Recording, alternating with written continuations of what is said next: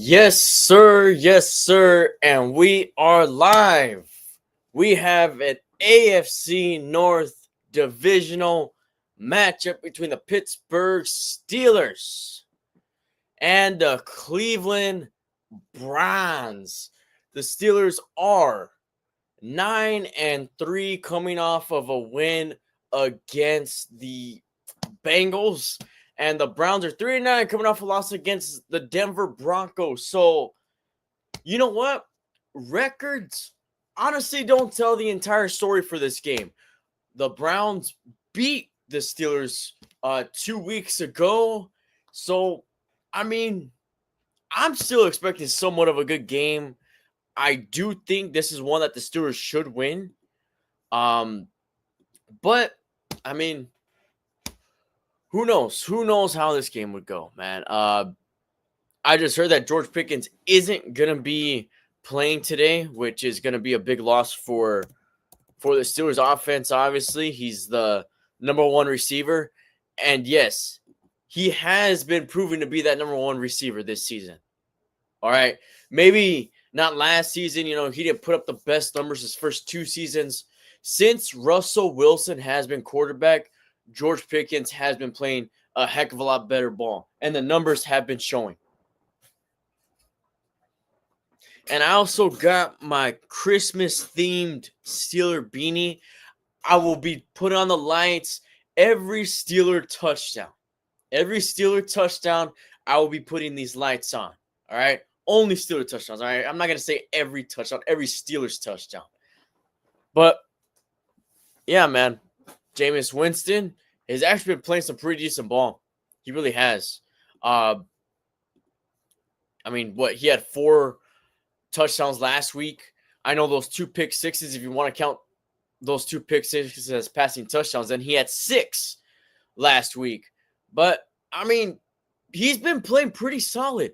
Browns defense has been very different compared to last season because last year the Browns defense was number 1 in the league.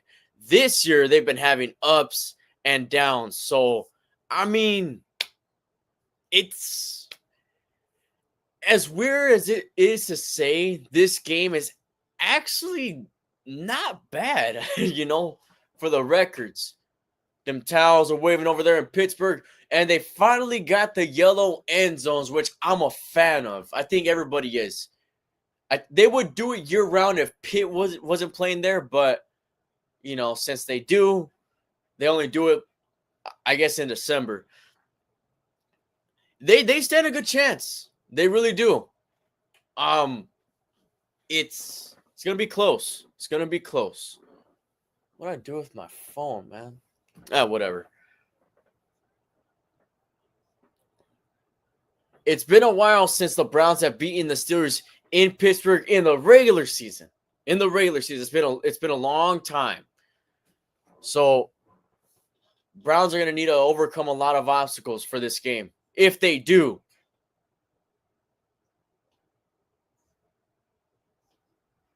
All right, kickoff is off and away in Pittsburgh. And it's just going to be a touchback for the opening kickoff. And that's going to lead Russell Wilson, Mr. Unlimited, and the Pittsburgh Steelers out for their first drive last week. He had 414 yards, his second most in his career. Pairing that with 3 touchdowns, 1 interception. That 1 interception beat a pick 6, which could have been called back. I saw it. I saw that PI, but, the refs didn't see it. You have Najee Harris in the backfield on the first play. Freiermuth in motion. He's now set to where he was originally started. And the Browns jump offsides to start the game. Unless it was false start. It looked like an offsides.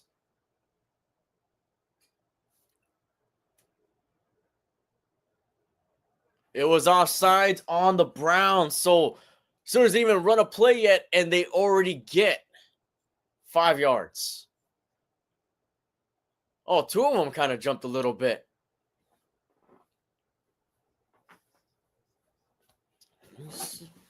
Yeah, whatever. All right. Steelers in the same formation. on 1st and 5. It's a handoff to Harris. Harris breaks one tackle. Couldn't get past the second. That's a gain of about 4 on the play for the opening play of the game. Okay, they're going to say it's 3. Last week, Najee Harris didn't have too bad of a game. You know, he didn't get over 100 yards, but he still had around, 60? Harris in the backfield once again. Wilson fakes the handoff. Has time. Scrambles a little bit. It's a pass to one of his tight ends, and he's tackled behind the line of scrimmage. So that's a loss of a yard on that one. Nothing open, really. Nothing open. I mean, Wilson did kind of have to get rid of it. It was either that or throw it away. He probably should have just thrown it away, but I mean, he'd rather give his tight end a shot, I guess. All right, the big storyline, Myles Garrett, TJ Watt. Of course, they're not facing each other on opposite sides, but you know, those are the 2 key players. 3rd and 3. Wilson is shotgun, fakes the handoff to Warren. Steps back. Now he's scrambling to the right. Throws it deep down the field for Calvin Austin, and it's out of bounds, incomplete. I'm sorry, that was Mike Williams. And the Steelers go 3 and out on the first drive of the game.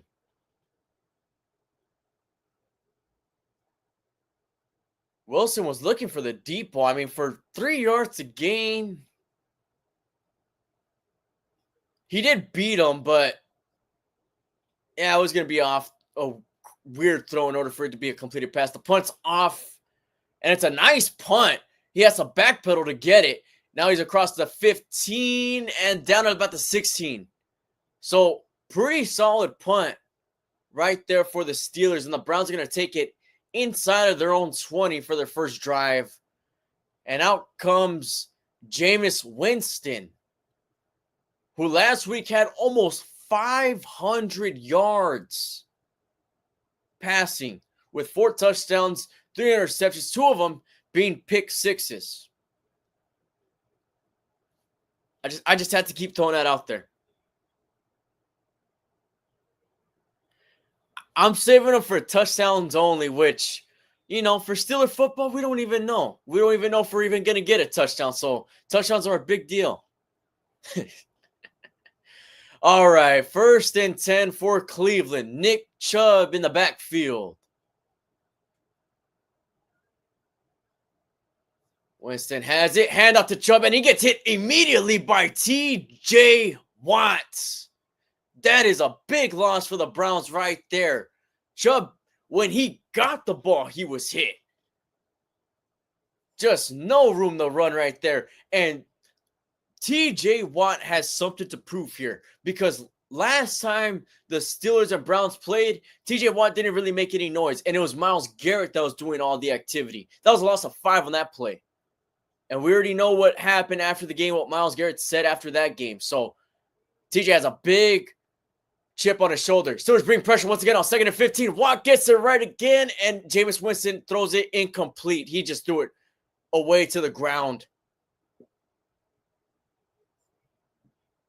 And them Steelers are bringing pressure. Patrick Queen was all over that too. Make them feel uncomfortable.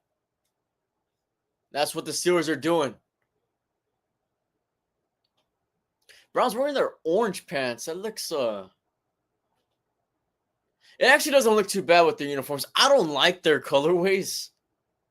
You know, I don't think orange and brown go together really, really well, but you know, orange pants goes all right. 3rd and 15. Jameis Winston craving for the ball. Has time. He gets sacked. Never mind. He did not have as much time as I thought he did. Who was that? Was that Alex Highsmith? Alex Highsmith. Welcome back, Highsmith.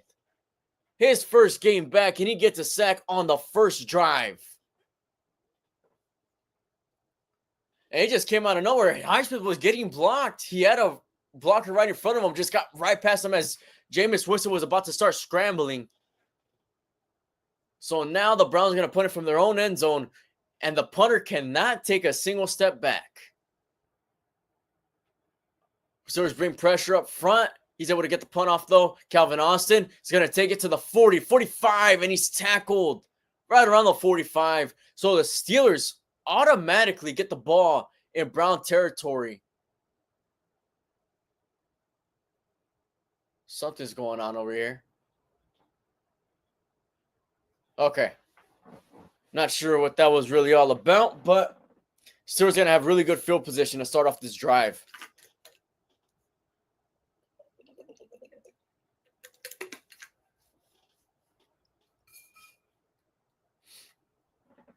Yep, there you go. They're showing the comparisons since 2017.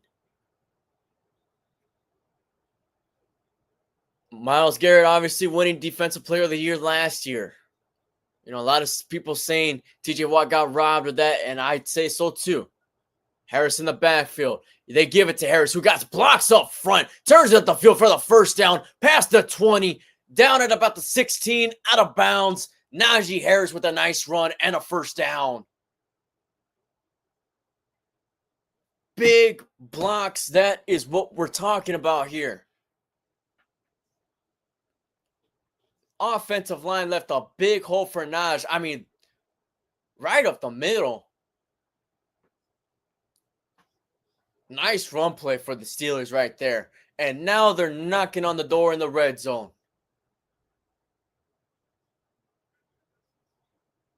They give it right back to Harris. Harris turns it up once again. Tries to break a tackle. He's down about the 9. They'll call it a gain of 7. I really do wish the Steelers could have the yellow end zones the entire season.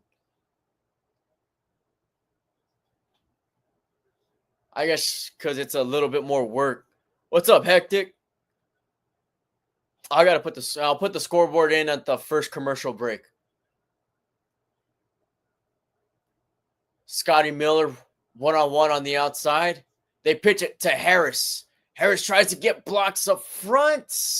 He gains about 2. So it's going to be 3rd and short for the Steelers here. And when you're this close in the red zone with still a first down to gain, you really need that touchdown, man. You really need to punch it in. Jalen Warren now in the huddle, along with Patterson. Washington in as well.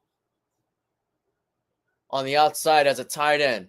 Patterson in as a receiver. It's a QB sneak, and they get it for the first down. There's a flag, though. There was a flag thrown as soon as the ball was snapped, it seemed like. I mean, he got the first down. But they got to check the marker.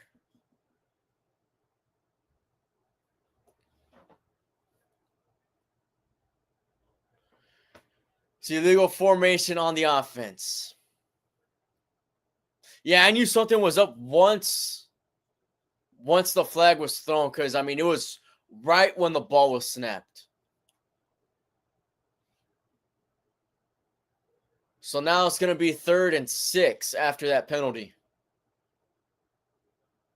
Not a bad play. All right, so now we're just under 10 minutes left in for this first quarter. 2 receivers on the outside. Wilson gets the snap. Looks that way. Throws it deflected. Incomplete.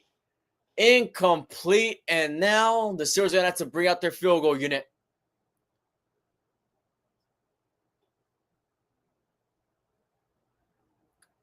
-39 yards. I mean, he's at -5 so far. So we're on decent pace for that.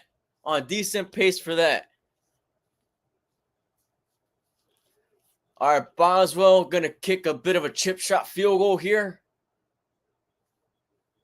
34 field goals made so far this season. It's a chip shot, snap, good. Kick is right down the middle.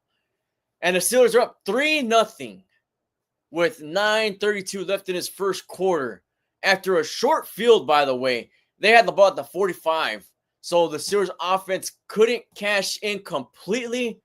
But 3 points, I mean, they'll take the lead, I guess. see what else we got going on here.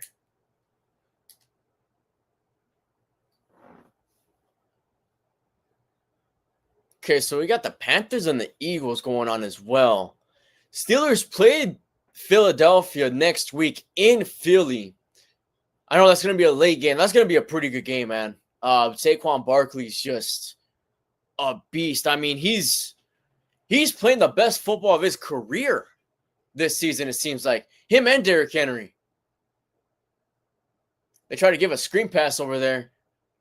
You also got the Falcons and the Vikings. I think the Falcons pull the upset there, man. I really do. Minnesota, I've never been a believer in Minnesota. I really haven't. Maybe in the very beginning of the season, but even then I was saying, they haven't really played anybody, except they did beat the Packers. I know they beat the Packers, but just there's something about them. I don't know. Seem a little fraudulent to me. Just like they were, 2 years ago? But yeah, that game against Philly is going to be tough. It really is. We'll see, man. I mean, the Panthers have been playing some pretty decent ball.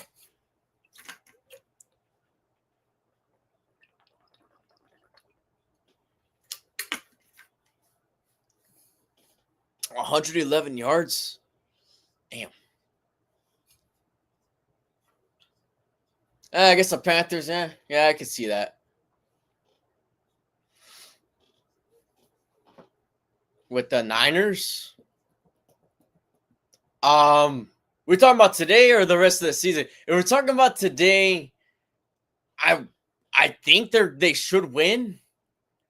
The Bears are all right, but maybe that new head coach might do something there. Niners are injured, though. It's going to be a close game. It really is. But I think the Niners could edge it out today. Rest of the season, I really don't know. I really don't know. It's going to be tough for the Niners. All right, we're awaiting the kickoff here. Boswell gets it off. And we got another touchback. So, aren't these new kickoffs just so exciting? Oh, man. You know what I'll say? Thursday calling the game with the Lions, it was like seeing Dan Campbell, which I've seen people call him Dan Gamble, after how much he goes for it on fourth down and makes just crazy decisions. Hey, man, it was a lot to take in. If I'm a Lions fan, man, those games are stress. Those games are probably stressing them out. First down for the Browns in shotgun. Winston gets a snap. Hands it off to Chubb. Chubb able to get it. Oh, no, that wasn't Chubb, but still a decent gain of about 8. I thought that was Chubb. That's 34.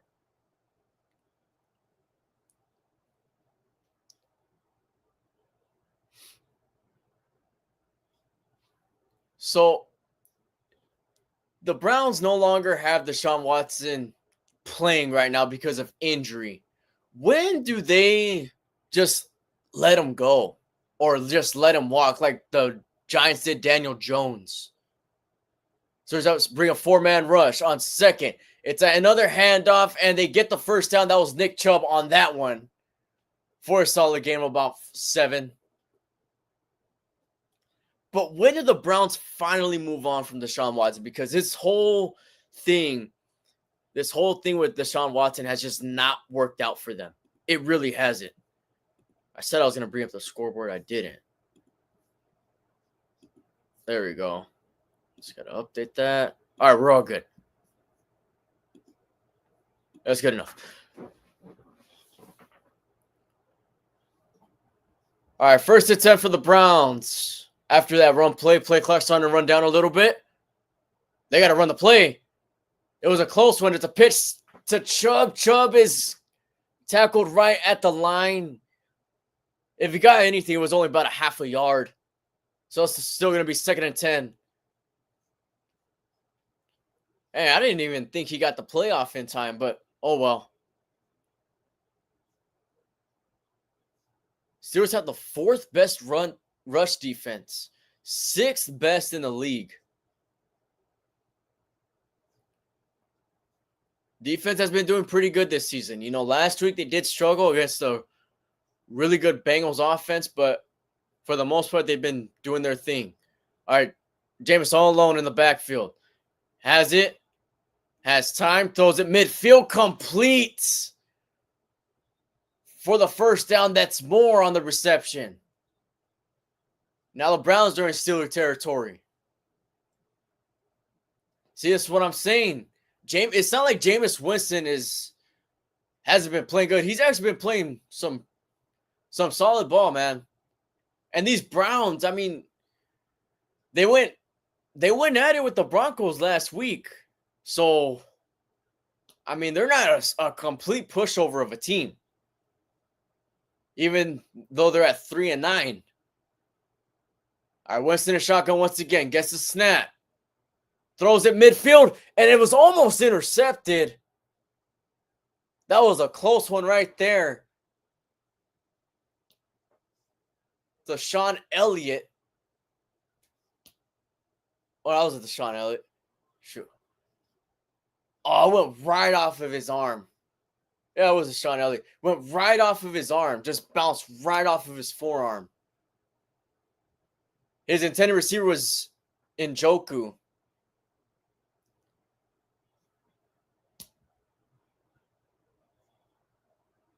All right, so after that incompletion, 2nd and 10, they have a 3-man on those. Oh, damn. I'll strip it on that play, my bad. But that was only gain of about a yard. My bad, I had a brain freeze right there.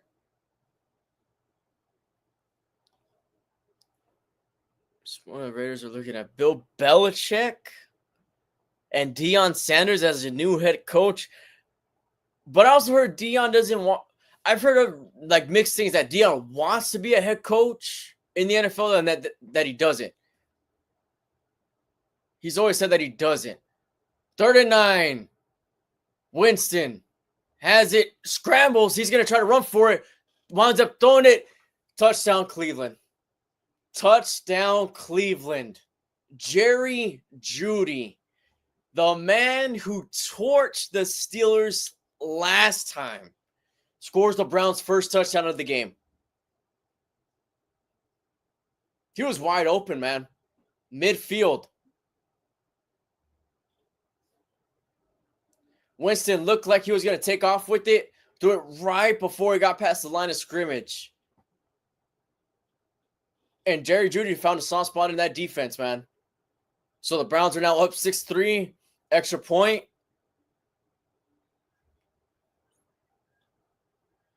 Taking their time. Snap is good. Kick is good. Browns up 7-3. After that Jerry Jeudy touchdown. That was a good play by Jameis Winston right there. Damn.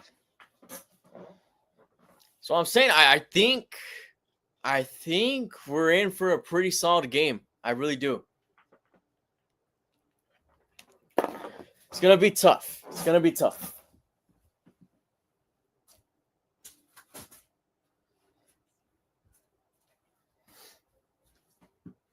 All right. Let's see what else we got going on over here.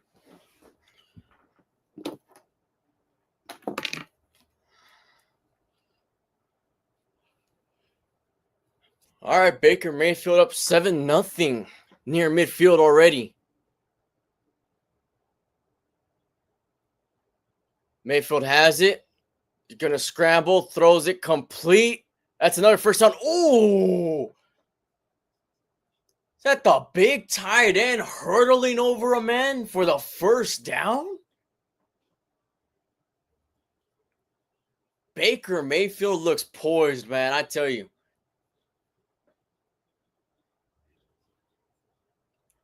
One thing I do know is that the Raiders are really wanting to get Shedeur Sanders, which is Deion's son.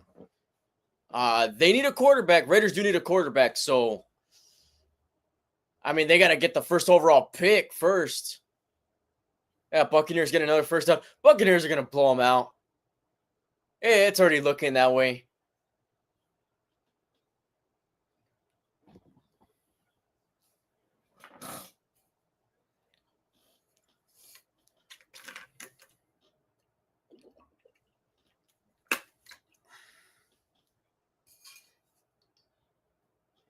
I don't think coaching's that big of a problem.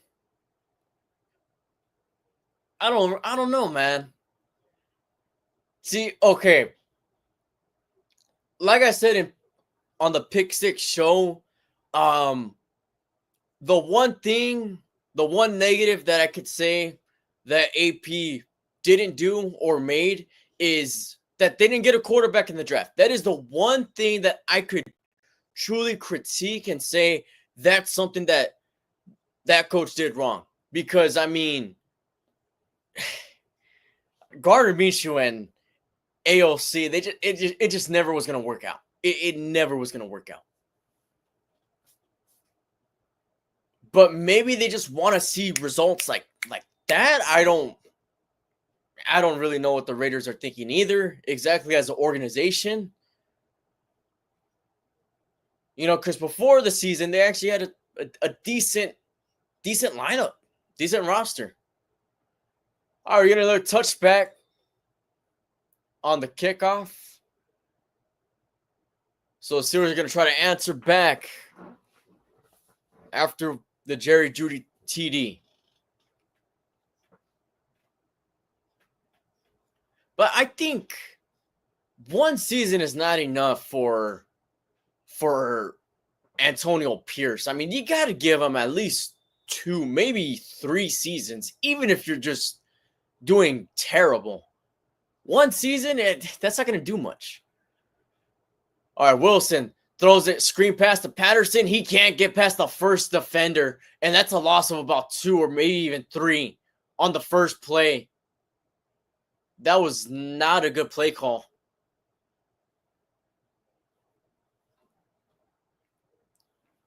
All right, Steelers go no huddle here. Wilson throws it complete to Scotty Hottie Miller for a gain of about 8. Buccaneers scored another touchdown. I mean, it's already 14-0 over there.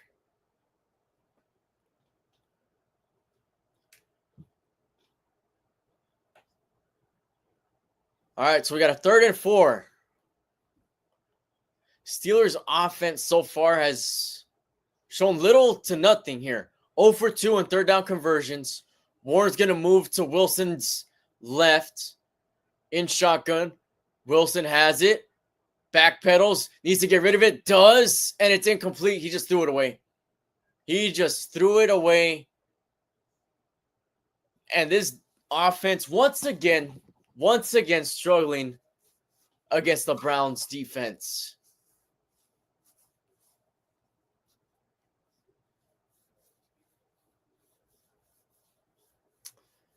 Myles Garrett hit him after he threw the ball, which I'm not going to say should have been roughing the passer, but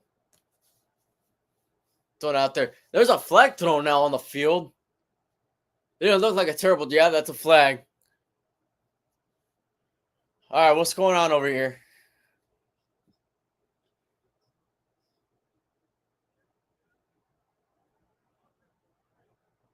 They called intentional grounding like... Okay, that was an extremely late call. They called intentional grounding when the punt unit was on there. It looked like they were about to run the snap and everything. Let's see the replay.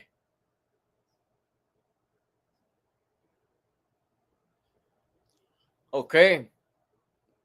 I guess, but that was a very late call. Punt by Waitman isn't as booming as the other one. Does take a decent bounce, but the Browns get in some pretty solid territory, man. Just inside their own 40. But this offense is not looking good. Not looking good. the first 3 drives.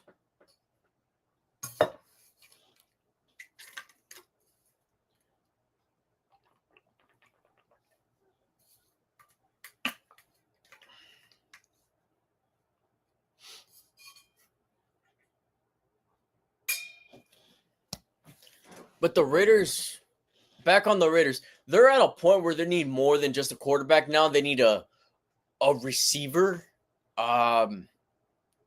I can't think of any other position players that they would need, but definitely a quarterback and a receiver, because at least before you can say, well, you just need a quarterback to give the ball to Devontae Adams. Well, you don't got that anymore.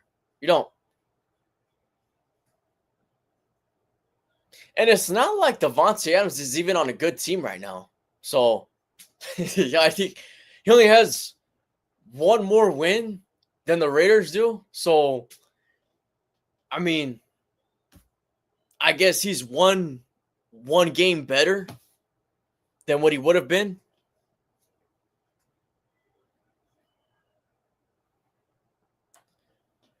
Since 1988, it's not. I don't think it's gonna happen this season, man. I don't.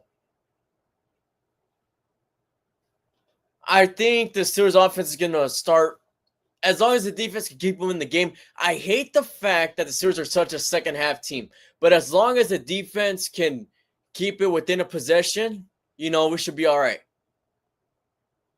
Oh yeah, they're advertising it right now. America's Game of the Week for next week is the Steelers and the Eagles. Oh, yep, a late game. That's gonna be a good one, man. At least I hope it is. It's in Philly. The Steelers haven't won in Philly in forever. So that's my main concern. They haven't won over there in Philadelphia in I don't even know how long. They've beaten the Eagles, just not over there in Philly.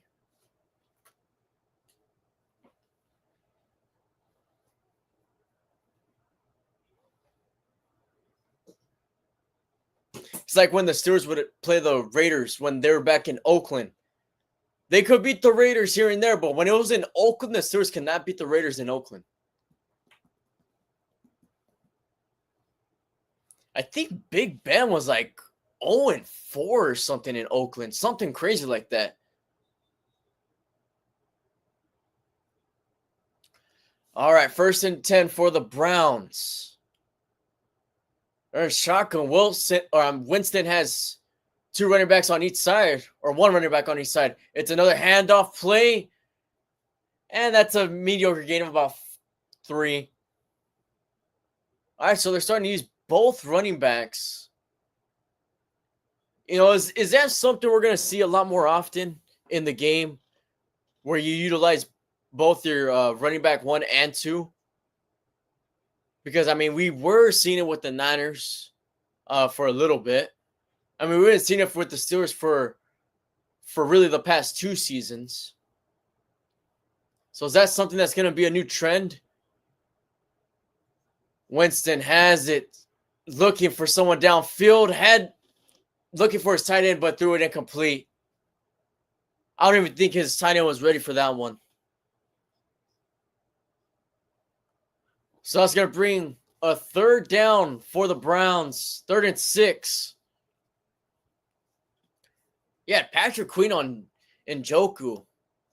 Njoku's a solid tight end, man. I mean, he could make a play when you need him to. All right, crowd getting into it a little bit. Winston and shotgun. Will the Steelers bring some heat? Now they bring a 4-man rush. Winston has to get off immediately to Moore, who gets tackled behind the line. That is Dante Jackson on the tackle, and there's a flag. There's a flag. It was a good play, but let's see what the markers are.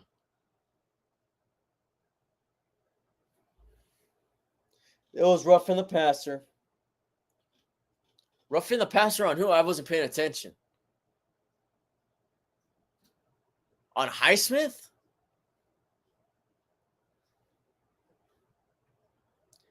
He didn't drag him to the ground, though.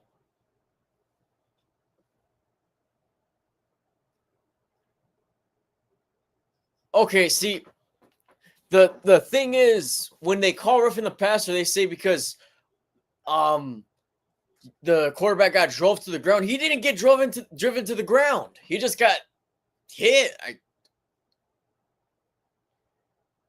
It's not like Highsmith fell on him or anything, you know?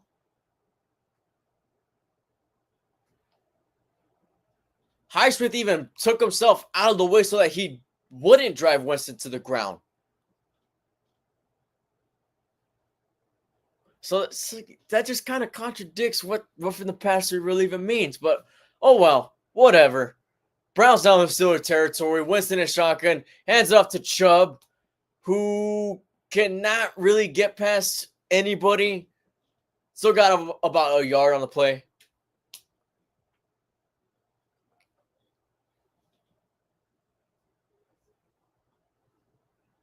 Yeah, I don't think that was roughing the passer.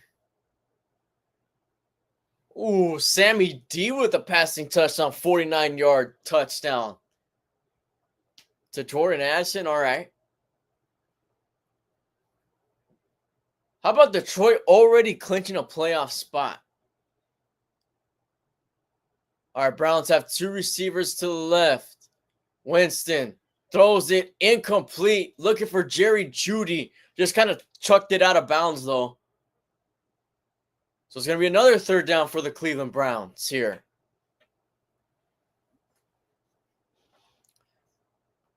So they had Joey Porter Jr. on Jerry Jeudy.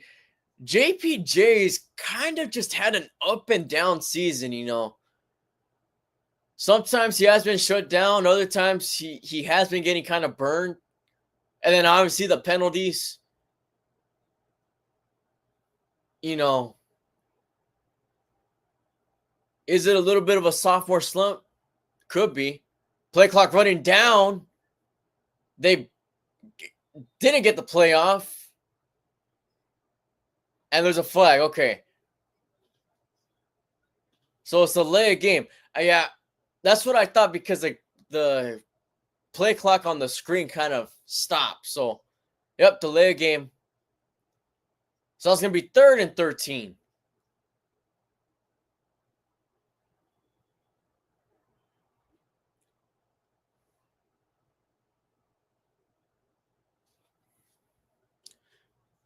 So they're not in field goal range. So that penalty could really come back and bite the Browns here. I mean, they were closer to field goal range. Winston all alone. Steelers bring a 4-man rush. It's a quick pass in, and Njoku tries to stiff arm up. Man, he does, kind of, but he's still short of the marker by a couple yards. And now I'm assuming the Browns are going to bring out their punt unit, right? Yeah. So that's going to force a Browns punt.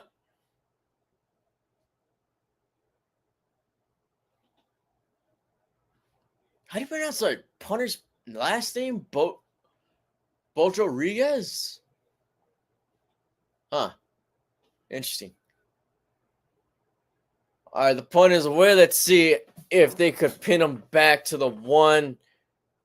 Didn't get a generous bounce. Steelers are still going to have it inside the 10. Not the bounce that the Browns wanted, but for a struggling offense, you know, to have it at the 10 still not very good. It was a little bit of a flop from Winston. Mayfield has all the time in the world, throws it deep for Mike Evans. Incomplete.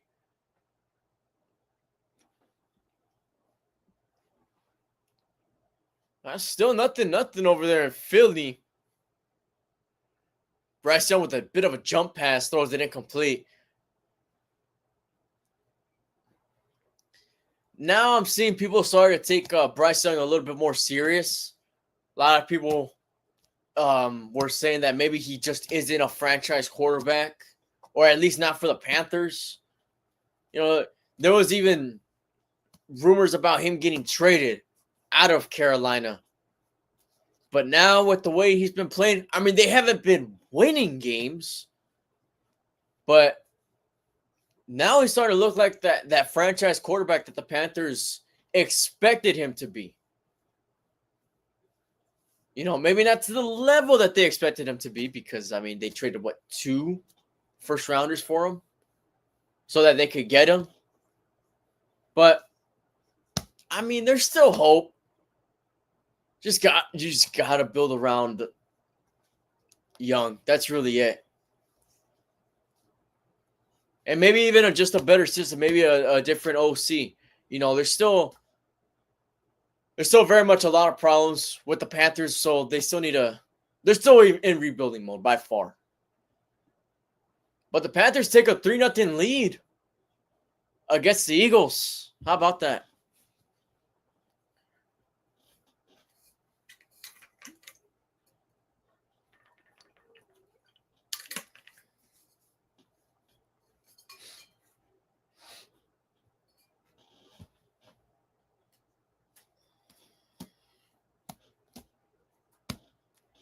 All right. Come on, Arthur Smith.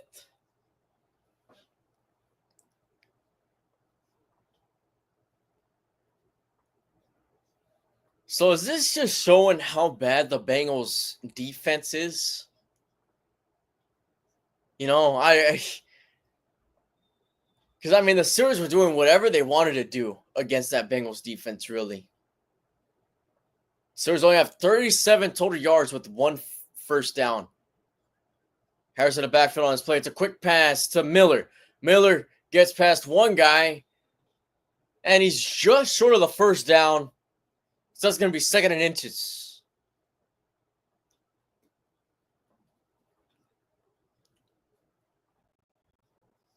I mean, the Browns defense still have some playmakers. You know, they might not be as good as they were last season, but they still definitely have playmakers on their side. 2nd and 1. Harris in the backfield once again. Browns look like they're going to bring some pressure here. Pitch play. Harris has to get past the guy, but he's still behind the line. Why are we... that was not a good play. That was not a good play. That play was blown up immediately. Nobody was fooled. So now it's going to be 3rd and 2. Wilson has it. Throws it down the field for Miller, and it's incomplete. I mean, just overthrew him. And, man, this offense is looking bad. I mean, just terrible.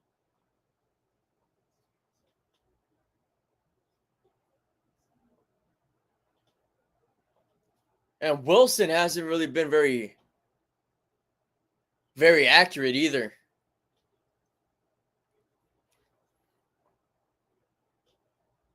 All right, another punt by Waitman.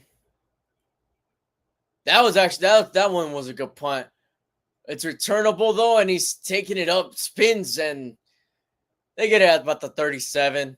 But wow, this offense is not looking great.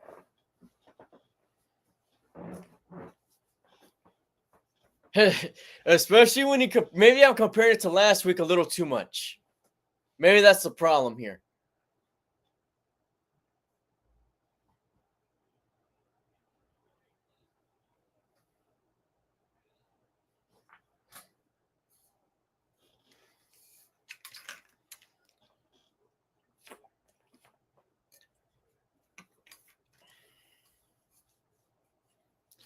Yeah, man, we're giving it time. I mean, we all know that the Steelers are always a second half team. I mean, they've been that for I don't even know how long. Going back to the Killer Bees era, they've been more of a second half team. All right, Steelers bring 4. He's going to try to run it to the outside, and he runs into a Steeler curtain. I mean, he lost about a yard on that one.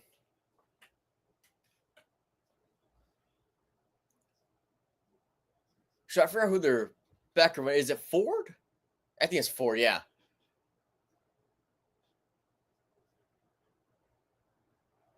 I mean, he was better off just running it on the inside. It seemed like the Steelers defense was prepared for an outside run. Winston and shotgun. You have two receivers on the left, two receivers on the right, one on the left. And that's the end of the first quarter. Well, I mean, I'm not going to say the Browns dominated that quarter, but the Browns defense definitely did.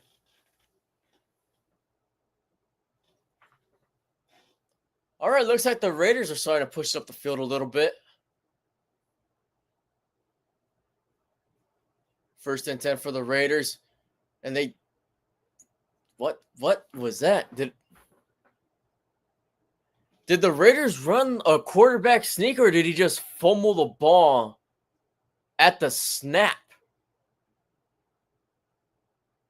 I think he just fumbled the snap and the Buccaneers recovered. Wow. Hey, man, this is looking really bad. I mean, you could tell the Raiders don't want to win. You could tell. Yeah, he just fumbled the snap. Wow. That's bad.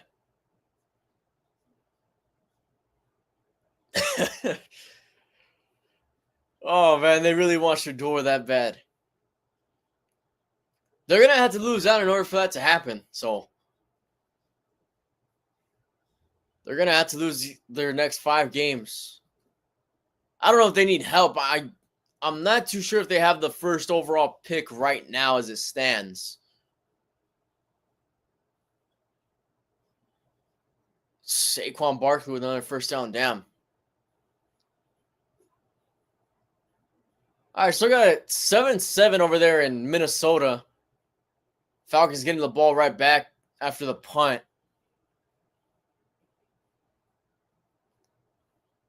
I don't know. Something's telling me that that's probably going to be the best game out of the early window.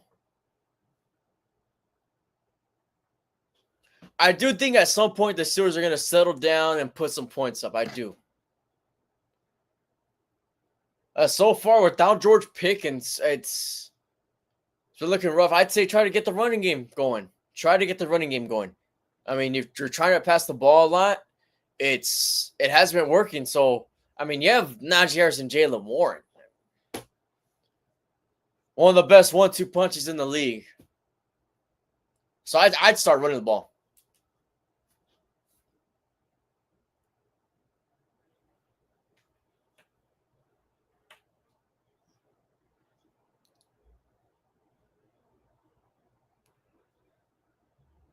You know, one thing I've been looking up is, well, I'll talk about after this play. Winston all alone in the backfield. He's getting pressured. He has to scramble right, throws it to the sideline, incomplete. One thing I've been looking up is Roman Wilson, the Steelers' rookie receiver, who only started he wasn't a starter, but he only played in one game. That was against the Raiders. And then I think he got hurt again in practice. We haven't seen him since. And I don't know if we're going to see him again this season. That's not looking that way. You know, because they're saying that he's not prepared because he got hurt in training camp. So there's a good chance that he probably won't even play this season. 30-11 for the Browns. Steelers show pressure.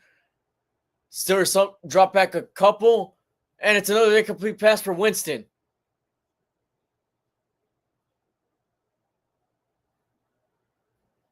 Yeah, man, these offenses have been playing kind of sloppy. Highsmith did hit him again. They didn't call that one rough in the passer. Okay,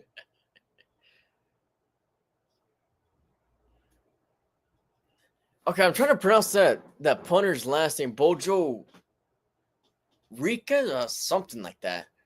Anyways, he gets it off. Calvin Austin. And now it's going to go back to the back of the end zone for a touchback. So as soon as we get it at the 20.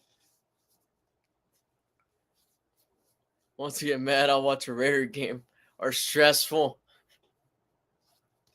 No, a stressful game to watch was that Lions game. My goodness. That was stressful. I don't I couldn't understand what Lions go through, what Lion fans go through, because Dan Campbell goes for is like super aggressive. He is super aggressive. I've never seen a head coach that aggressive ever.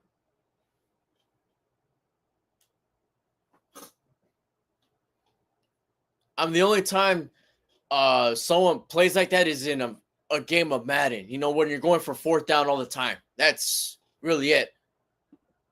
All right, you got one-on-one here on the right side, on Wilson's right. Let's see if he goes that way. Wilson steps back, has time, throws it. Incomplete. He was looking for Darnell Washington right there. I mean, it was just a floater pass. Man.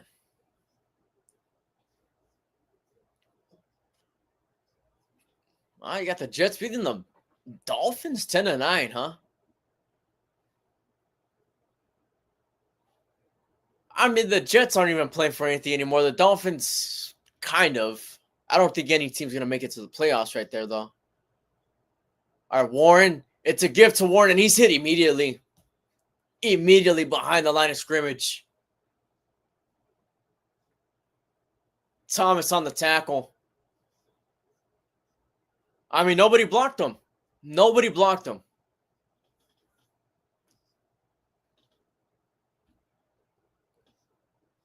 Yeah. Sal's going to bring 3rd and 16. Wilson gets it. He's just going to scramble. He's going to take it himself, and he's going to slide down about the 25, and that is well short of the first down.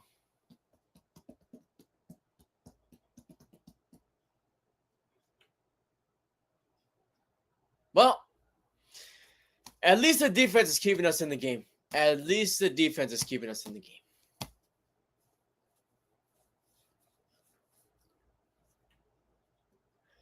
I hope so, man. I want to put my light show on, man. I got a light show on my head, but I guess the Steelers don't want to see it, man. That was a solid punt return right there. Browns already have it towards midfield.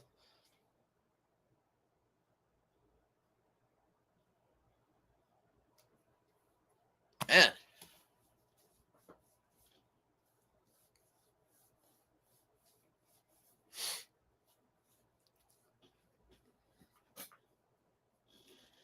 So I did see that the Eagles took the lead against the Panthers 7-3.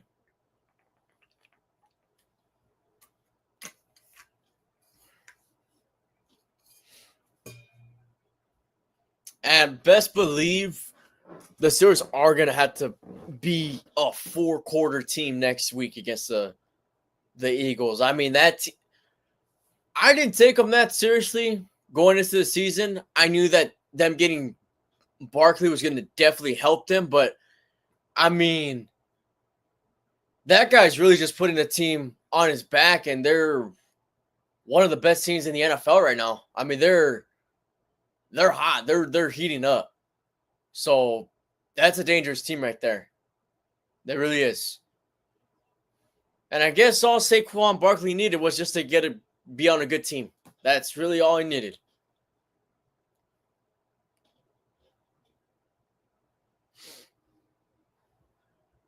A bunch of field goals. Let's hope not, man. At least one time. At least let me do this one time. Come on, Steelers. I'm over here in the holiday spirit. You know? Yeah, at least one, man. At least one. And the one touchdown's going to be defensive as well.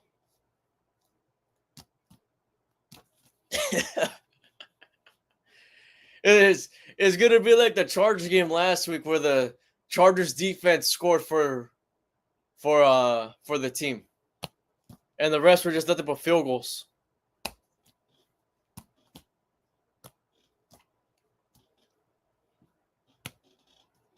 We'll see, man. We'll see.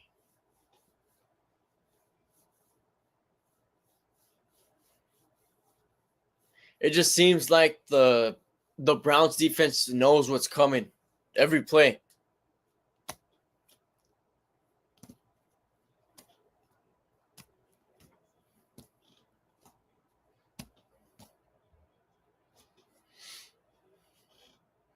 I got Nick Chubb back in there.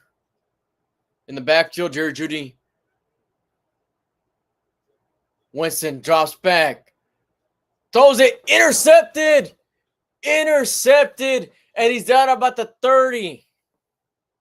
That is a well-needed splash play right there. 26 takeaway on the season, the most in the NFL.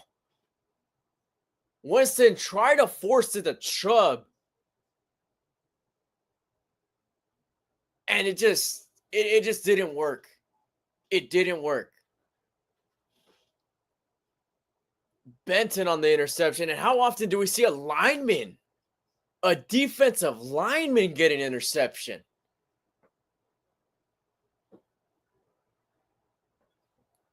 All right, this touchdown's coming right now. Let's go. It's got to happen here. It's got to happen here.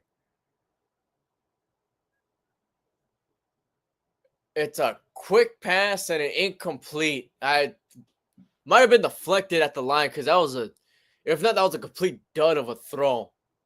Just looking for Calvin Austin. Why are we playing so conservative right now on offense? It's not working.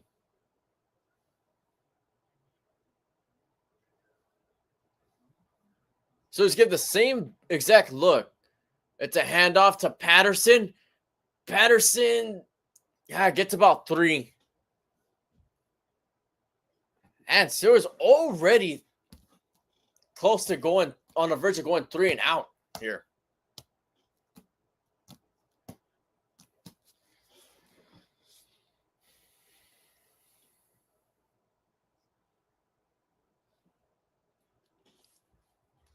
Wonder if they'll utilize Justin Fields. Start using Justin Fields a little bit. I mean, maybe not in these 3rd and 7s, but when they get to 3rd and short. All right, Steelers have 2 receivers lined up on each side. Browns bring some heat. Wilson's going to throw it down the field. Incomplete. I mean, that was some miscommunication.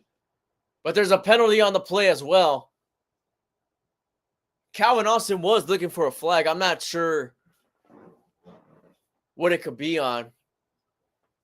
Maybe holding? Okay, pass interference. On Newsome. All right.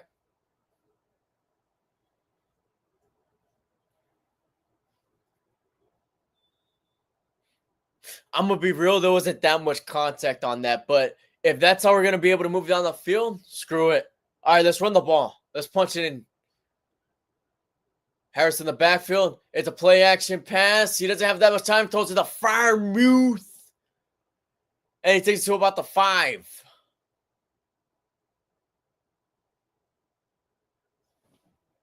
That's Freiermuth's first reception on the game. Steelers finally look like they're getting something going on offense here.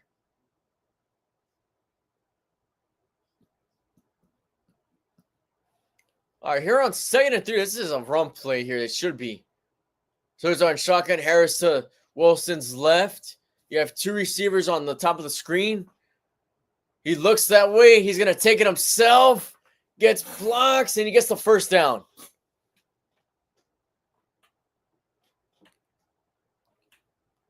So that's going to bring 1st and goal, and we're getting ready, man. We're close. We're close here.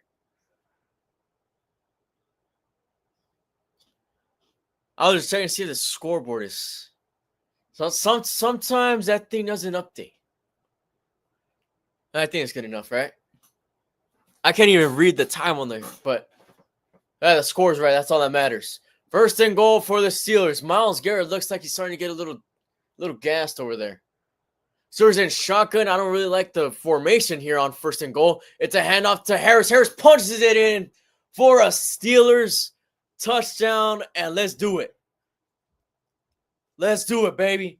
Touchdown, Najee Harris. And the Steelers take back the lead. Oh, yeah. Oh, yeah. His 5th rushing touchdown on the year. That's what we've been waiting for.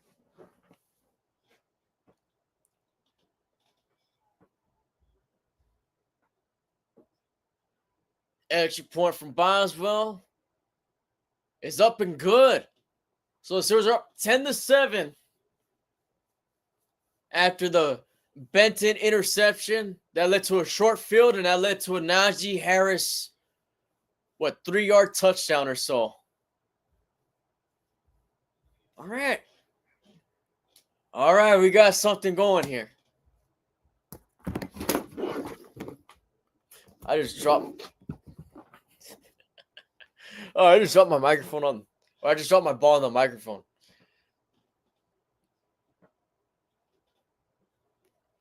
Hey man, we're in the holiday spirit over here. All right.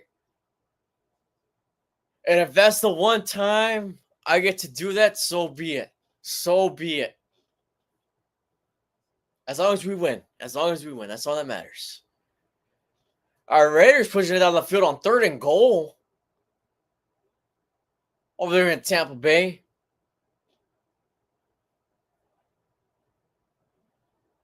They have their fullback in. AOC slips again. Incomplete. Looking for Brock Bowers. They call a flag. That might be pass interference in the end zone.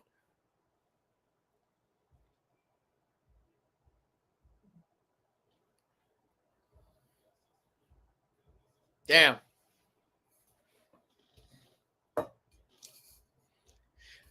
I mean, even when things go right for the Raiders, it seems like something goes wrong almost.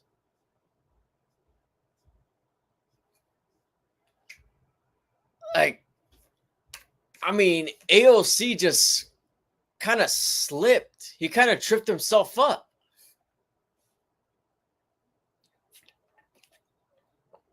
Our first and goal, they try to get a quarterback sneak. He might have gotten it. He might have gotten it that time.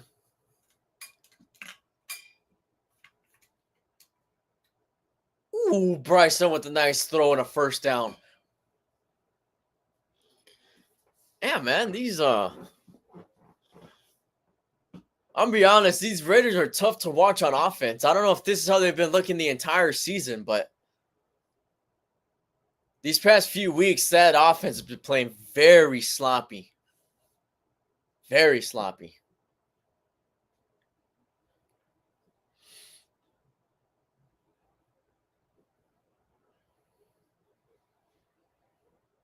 I wouldn't be surprised that at this point, all the Raiders do on offense is just take nothing but knees.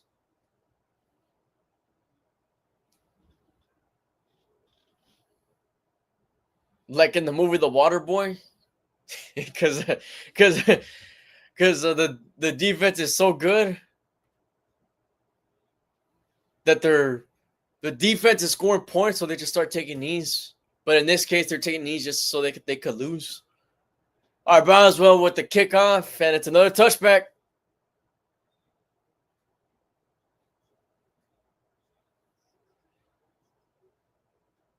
And it already looks like it's getting dark over there in Pittsburgh. I guess it's what? Close to 3 o'clock, I guess? Shoot, I don't even have my phone on me. Oh, well. Oh, it's not that late over there.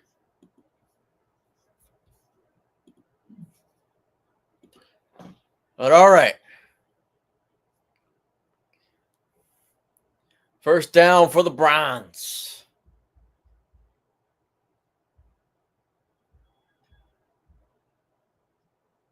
So just kind of playing back a little bit. Winston fakes the handoff. Has plenty of time. Now starts to collapse. He gets hit as he throws it out of bounds. Incomplete. Njoku was there, but I mean, he wasn't open, so he was just getting rid of the ball.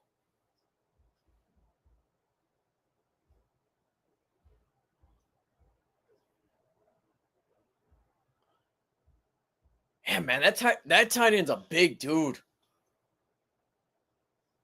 It looks like he's taller than everybody else on the field. All right, Winston and shotgun once again. Ford right beside him. It's a handoff to Ford. Ford tries to get to the outside, and he gets about 5.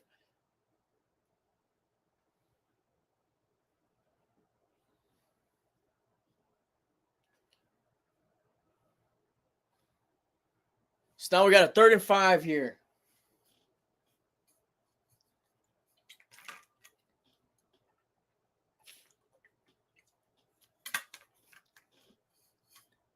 Steeler Nation waving them terrible towels.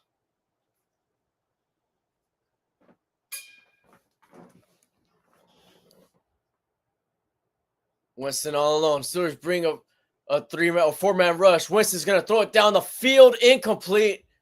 I mean, it's either he overthrew his man by a mile or he was just throwing it away. I mean, that was a little too quick to throw it away. I guess he felt some pressure, though.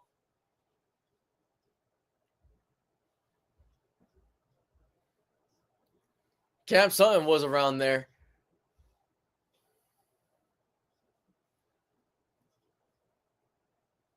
Bojo Ruquez? That's a punter's name. All right, Calvin Austin finally gets a returnable one.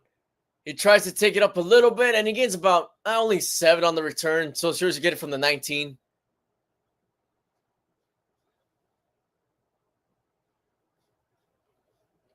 How about J.J. Watt in a Steelers beanie waving a terrible towel?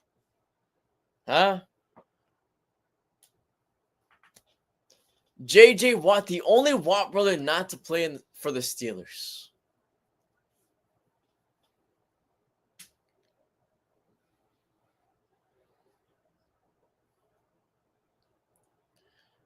It does look like there's a decent chunk of Raider fans over there in Tampa.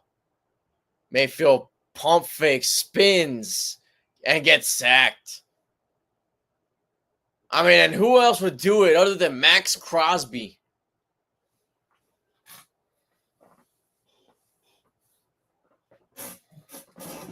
Man, what do I keep doing with my phone? Oh, there it is. Yeah. J.J. Watt, a huge Steeler fan. Oh, man. Hey, he's one of those people that are half and half. You know, they have multiple teams. You know, he's a half Houston, Texas fan. He's a half Steeler fan. You know, since he's retired, I haven't seen him like go back to Arizona or anything like that. He was only there for what, like a year or 2?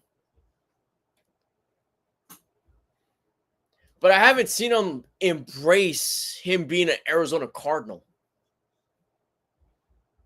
Only Houston Texan. Which, I mean, makes sense because he was with Houston most of his career. And that's where he was in his prime. That's where he was really the Hall of Fame player that he was.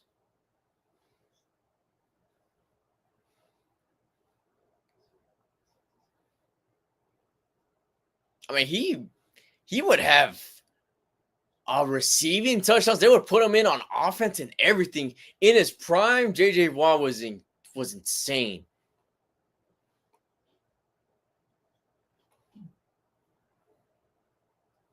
They would literally use him on both sides of the field. And it would work.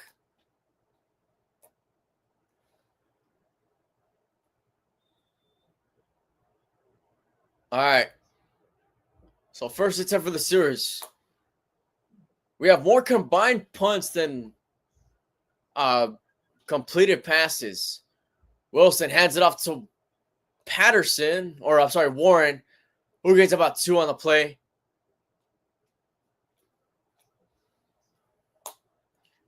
Yeah, I mean, both offenses have, I guess, put up some points, but none have really been clicking. I mean, the Browns have only had one good drive.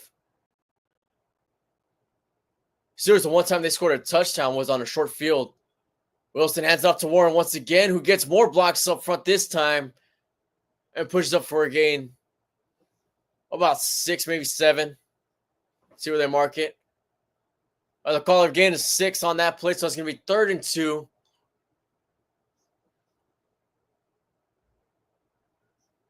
Let's see if they put Justin Fields in on this play.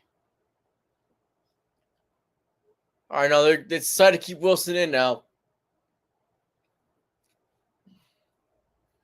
In shotgun. 3 receivers to the left. It's a draw play for Wilson. Wilson gets the first down and more. He slides at about the 45. I'm sorry, 35. Russell Wilson showing off the mobility.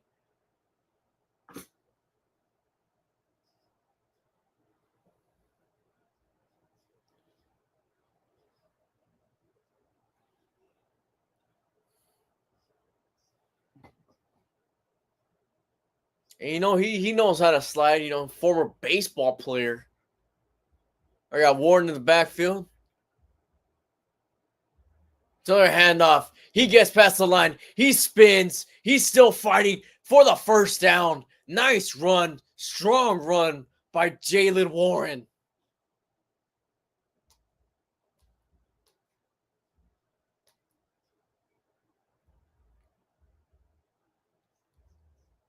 I mean, most of that was yards after contact.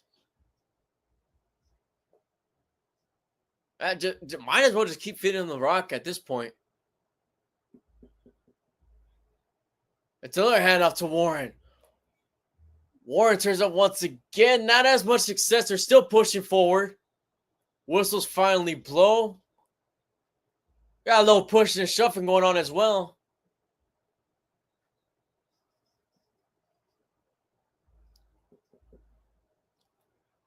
All right, so it was 7 on that play since they blew the whistle.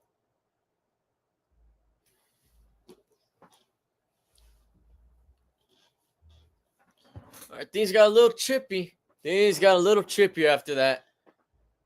They're trying to make some airtime for Hard Knocks, I guess. All right, Harris now in. It's a pitch play to Harris. Harris gets about 2. Just shy of the first.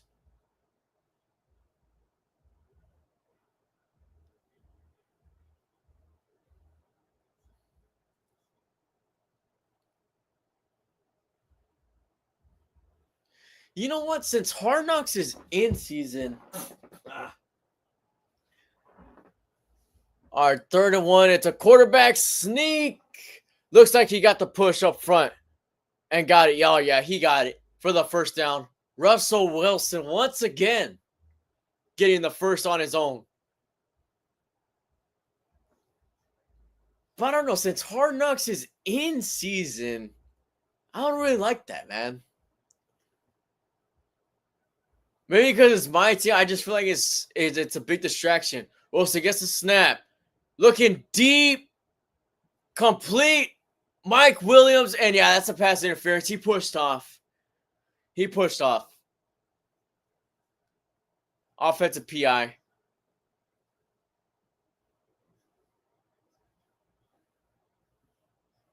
And it was a bit of a celebration by Newsome right there.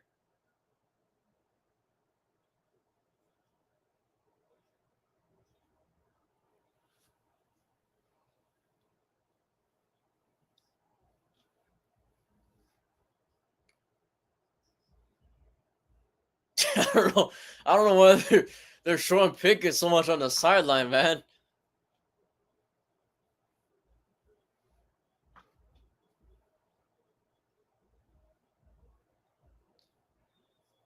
So after that pass interference, it's not going to be 1st and 20.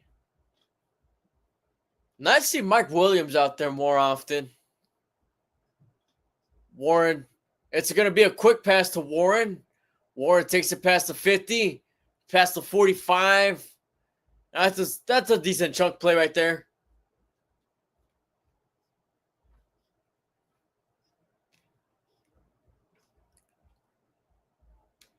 Pretty sure they gained about 13 on that one.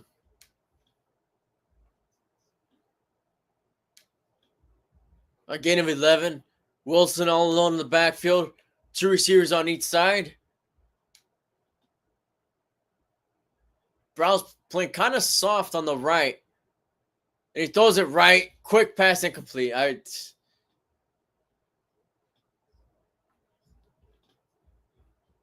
You know, it wasn't a bad idea. I guess Cleveland was just playing zone or something.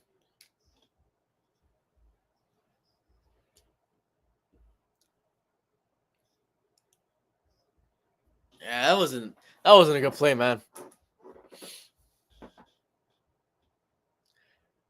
All right, 39 for the Steelers. Just over 5 minutes left in the second. Play clock starting to run down. Austin in motion. Browns bring some heat. Wilson able to get it off in time. Gets it complete to Mike Williams. That's sort of the first down, though. About a yard short.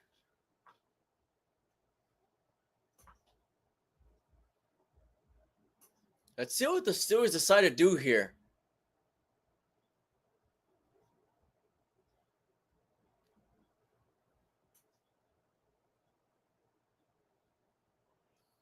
They just put Chris Boswell out there. 54-yard attempt for Boswell. When kicking in a little bit. Kick is up, and it is right down the middle. Good. So Steelers now have a 6-point lead at 13-7. You know what, man? I should have done the lights thing with field goals. I wanted to do it more often.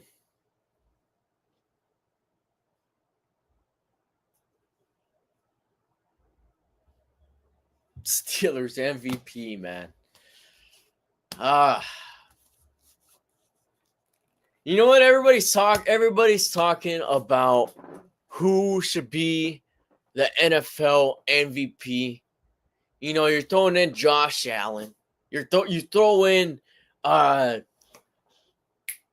Lamar Jackson. You even throw in Saquon Barkley. How come we don't hear anybody talk about Chris Boswell as the NFL MVP? He's won the Steelers 2 games by himself. I think he's missed 2 field goals. Both of them were close to 60 yards. I think one of them was 62 yards or something like that. The other one was about 50. One was 62. The other one was 58. Every other field goal he's made, though. You know, when are we going to take seriously Chris Boswell in the MVP talks, man? And I'm being for real, too.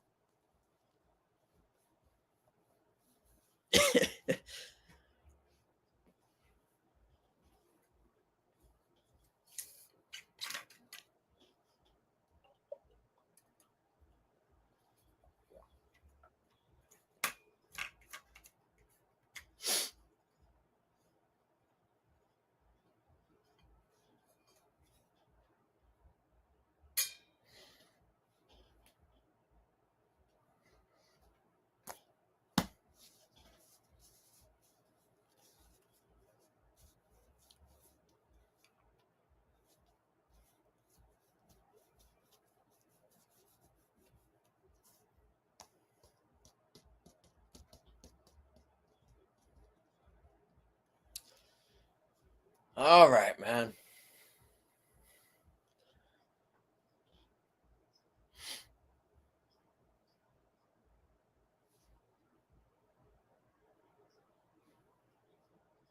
I'm going to be real. This first half has been kind of hard to watch. It's been something. It's been something.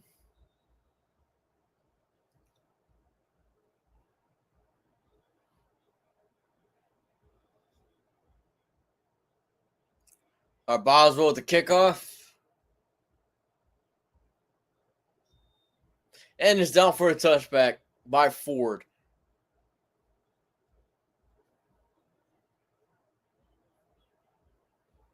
I don't know if it feels worse the fact that last week was a bit of an exciting, high-scoring game, and this one's just, back to what the Steelers have been used to doing, or what. But, eesh. I mean, both quarterbacks, I should say, have looked very shaky. I have Nick Chubb to Winston's left. It's a handoff, or it's a fake handoff. Winston takes it himself and gets the first down. Minka Fitzpatrick on the tackle.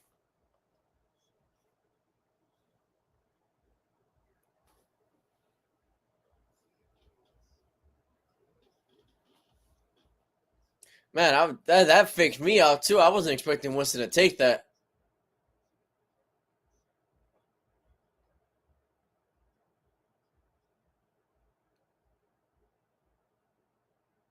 Winston and shotgun once again. Gets a snap. This time he hands it off. And he's still pushing forward. At the saw again. About 4.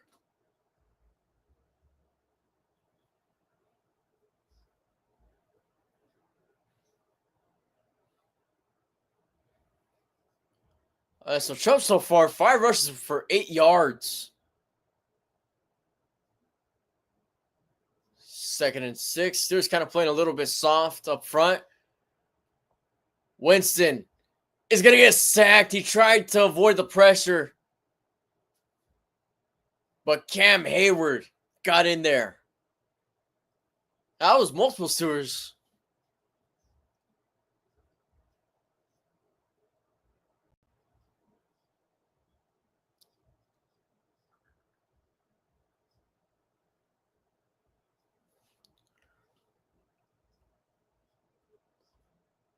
That might have been holding too. On 55.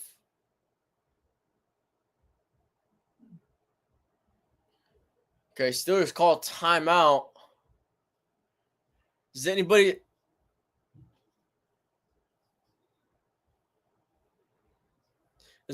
score before the half is up? Maybe another Steelers field goal. That's probably about it.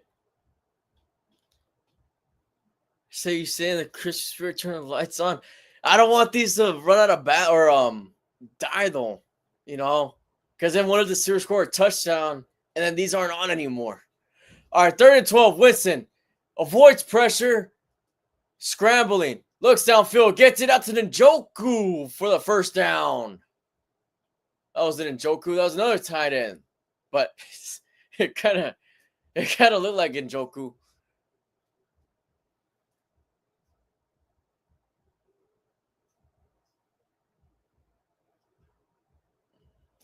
Yeah, see, both these quarterbacks, how about them showing off a little bit more mobility? Both of them, huh? Winston hands off to Ford. Ford able to bounce off one tackle, gets past Patrick Queen, and now finally down out of bounds. Patrick Queen now down. Come on. We got to make a tackle there.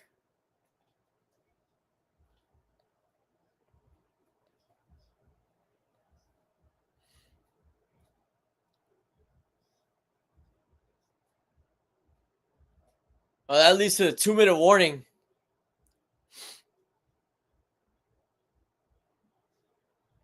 Damn.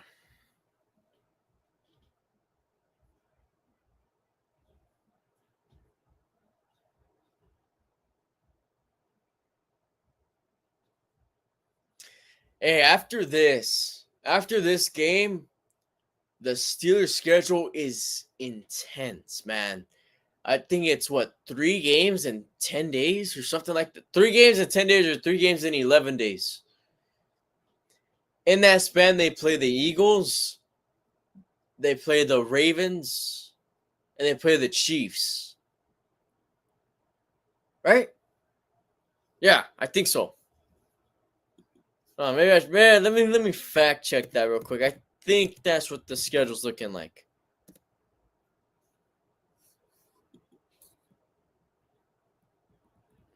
Yeah.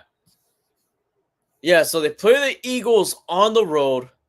They play Baltimore on a Saturday on the road. And then they finally get back home and play the Chiefs on Christmas Day on a Wednesday. So that's not easy, especially in a 10-day span. Those 3 games, those 3 teams, some of the best in the league. Oh man. Yeah, and you're playing on three different days of the week too. So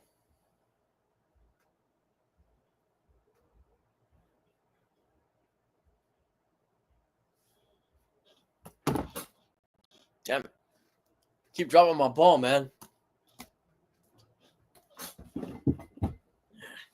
Whatever.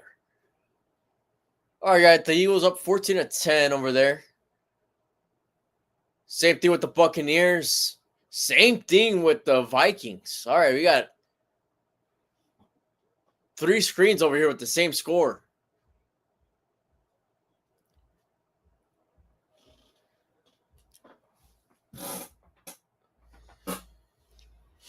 Yeah, Steeler Nation get into it a little bit.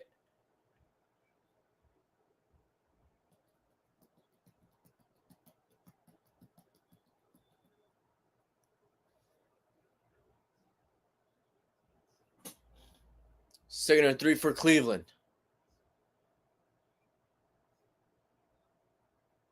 Winston hands it up to Ford. Ford able to get the first down like nothing.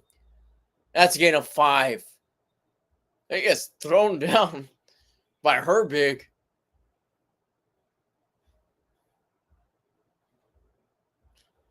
Okay, so it looks like Cleveland's going to take their time here.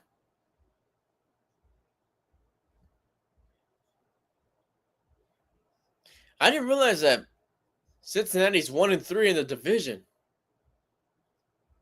Damn. So another first down for the Browns. Winston fakes the handoff, throws it to his tight end Njoku for no gain on the play. Deshaun Elliott with a solid tackle right there. Oh yeah, and they're showing that schedule now. That's a tough schedule, man. Even though the Bengals are 4-8 right now, I mean, that's going to be tough.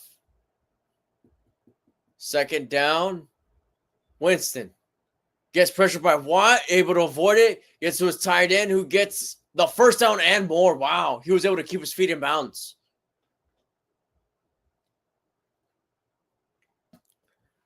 We got 43 seconds left in this quarter.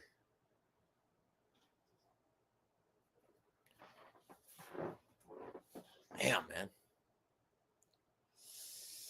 Oh, barely able to keep his feet in bounds.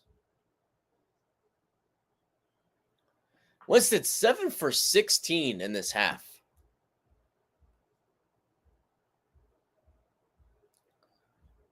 Winston all alone. You have 2 receivers to his left. Winston gets it, scrambles, pitches it up front. And he's just past the 20.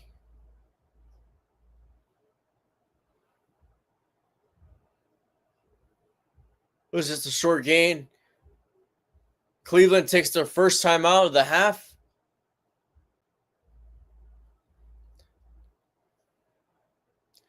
So they still have 38 seconds. I mean, with what they're trying to do, they have plenty of time.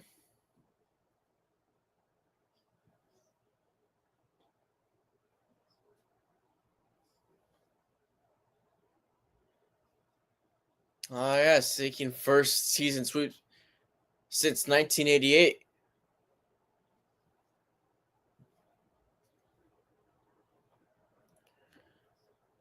Second down and 7. Jared Judy and motion is now set. Winston starts to bring some pressure here. Winston throws it to the end zone. Incomplete.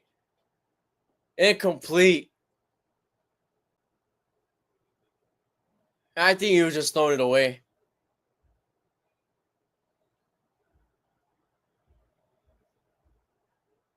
Man, that'd be tough if we get swept, man. Against the Browns?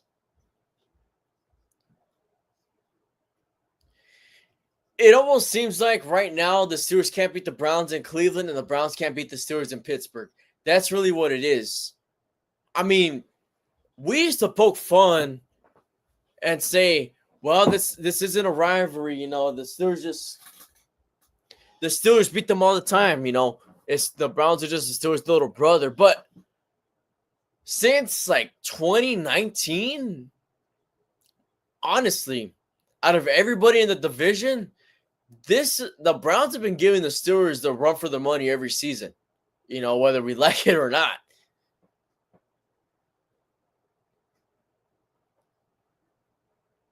It seems like they just go back and forth. I mean, splitting the series every year.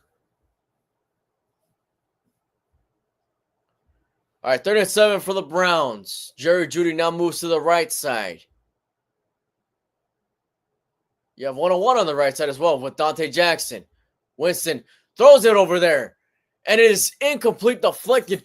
Good defensive play by Deshaun Elliott. And he's had a really good season, man. I mean, it's been a solid pickup for the Steelers getting Deshaun Elliott. So that's going to force the Browns to bring out their field goal unit.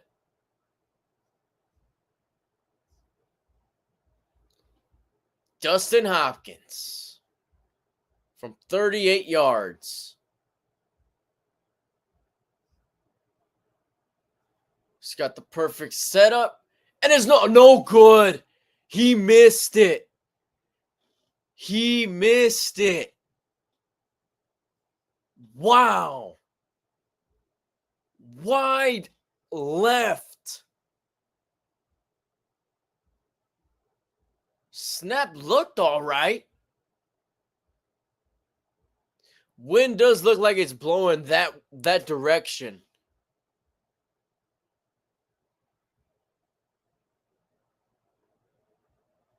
Wow. I mean, he had a perfect alignment and everything for that field goal try.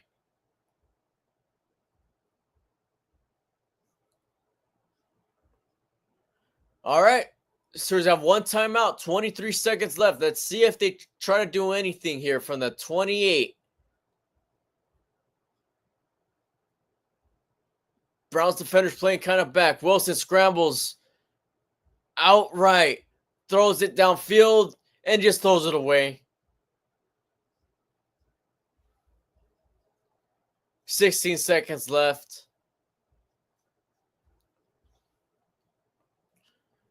I mean, maybe they're just trying to look for one big play to try to get Boswell out there. Hey, Pittsburgh's a hard place to kick, man. I forgot what side they say it's like the open side or whatever that's hard to kick. Wilson able to get it complete to to Williams. And it looks like they're just going to run down the clock. Yep, that's it. That's the end of the first half. I mean,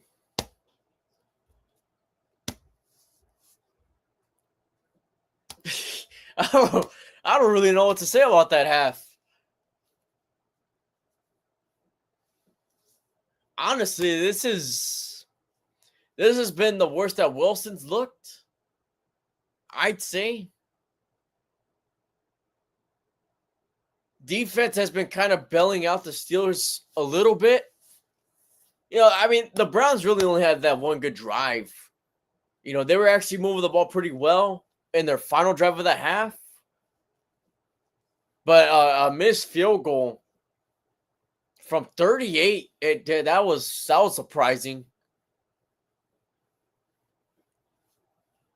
Apparently, the Browns kicker's been struggling all season, so that was a tough half to watch. But still, even after all that, 13-7, just fine. We'll take the lead. Browns do get the ball at the half, though.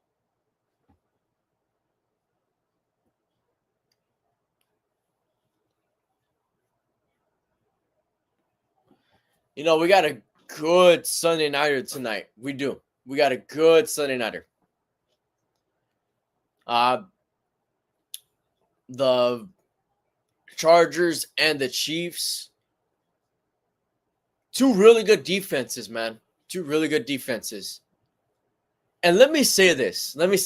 All right, as a Steeler fan, there's three teams that I do not want to see in the playoffs. Three. One, obviously, the Buffalo Bills. All right, they kicked out the Steelers last season. All right, but right now they're looking like the best team in the AFC.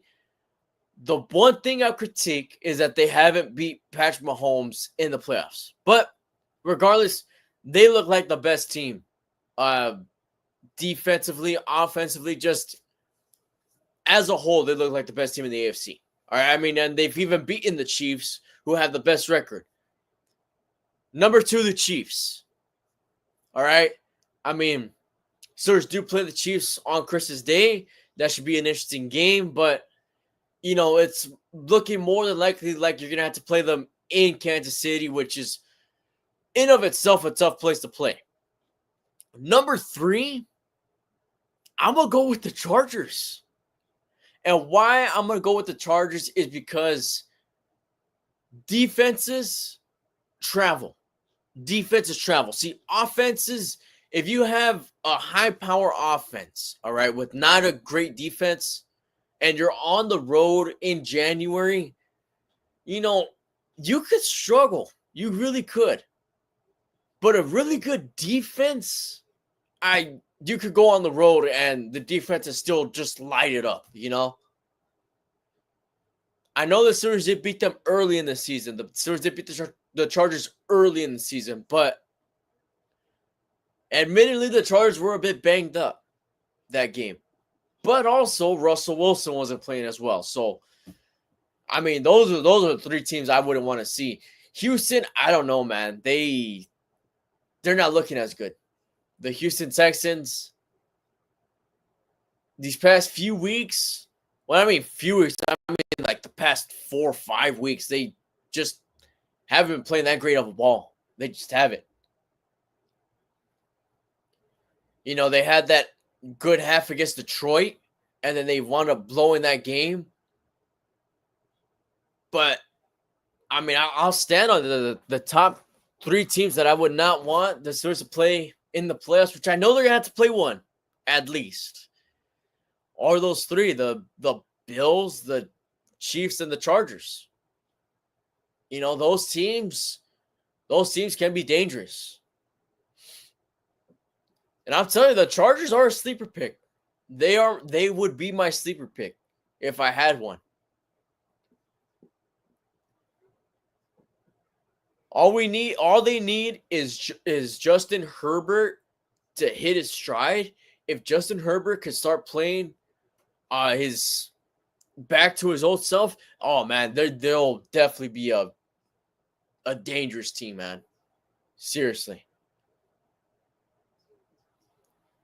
And he hasn't had that defining win in the playoffs or anything like that. But with Harbaugh on his side, it's going to come. It's going to come.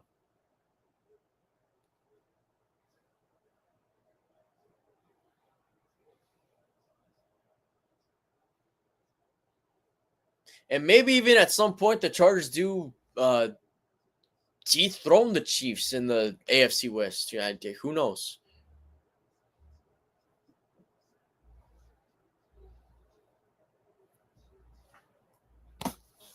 But I do think Buffalo is the best team in the AFC right now.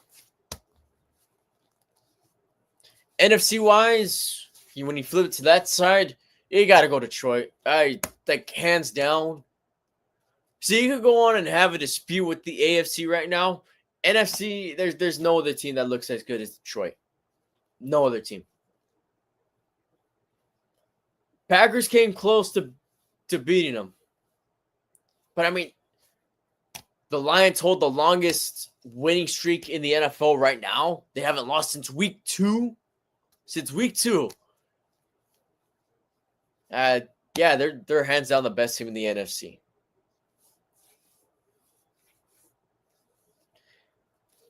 And I don't know, just I feel like it's gonna come down to 3 teams. I don't know, man. The Eagles are good. The Eagles are really good, but I just think the Lions are on another level right now. I really do. Maybe I just don't. There's something about the Eagles that I just don't like right now. I don't know. Maybe it's their head coach. I'm not a fan of their head coach. I'm really not. Nick Sirianni. I'm not a fan of Nick Sirianni.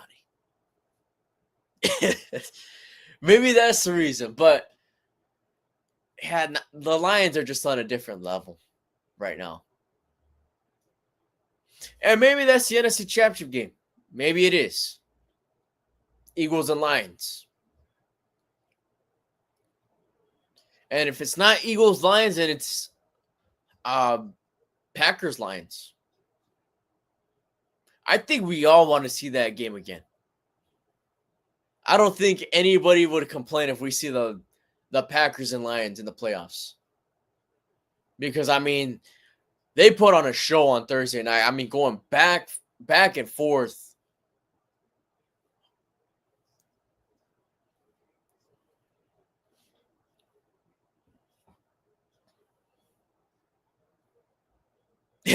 And notice how I didn't even put the Vikings in that discussion. And they're the 5th seed. They have a better record than the Packers, and I didn't even put them in the discussion.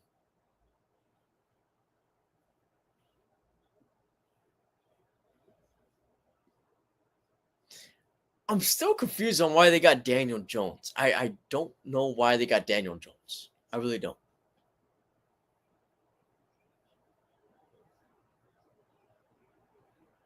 Like, I know they're renting him.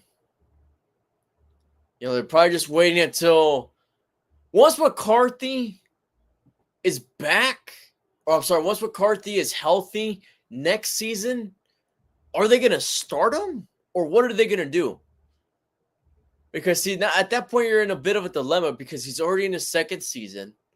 But then again, he didn't play all of this season. Or he was injured all of this season. So has he really had that time to develop? Do you extend Sam Darnold because he's just kind of there? I think he's on a 1-year contract there. So do you extend Sammy D? Do you extend Daniel Jones? Like, what do you do if you're Minnesota? They have to answer a lot of questions this offseason.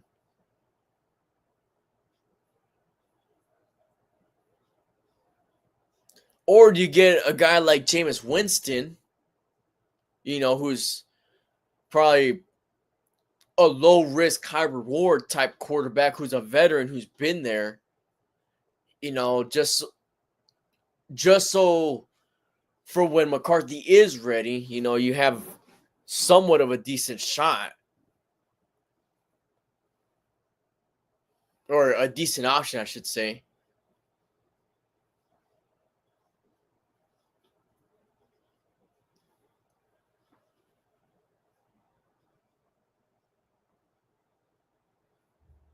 But man, these Panthers have been giving every team a run for their money so far since Bryce Young's been starting again. It just seems like not even just the quarterback play, but that entire team's culture just kind of shifted.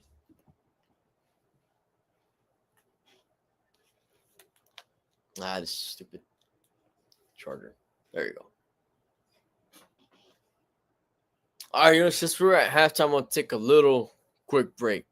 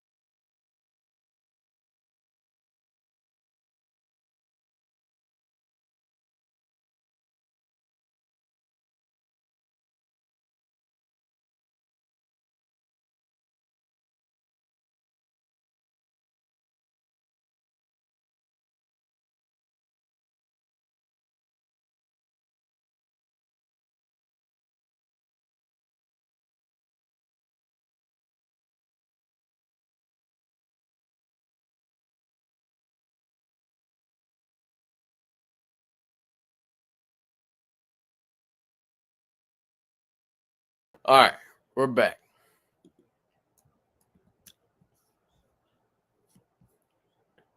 One thing that just came to mind is since the Eagles and Steelers are playing next week, is there like between the fans, is there a rivalry there? I mean, it's two teams in Pennsylvania. You know, we don't see it out here in California, obviously, but is there a bit of bitterness between the two? We got kickoff by Boswell. Oh, this one's returnable. He's gonna take it up past the 25, past the 30. This is actually a good return for the Browns. Oh, damn, he breaks another tackle. Big return for Cleveland. And they're already on the Pittsburgh side of the field. Damn.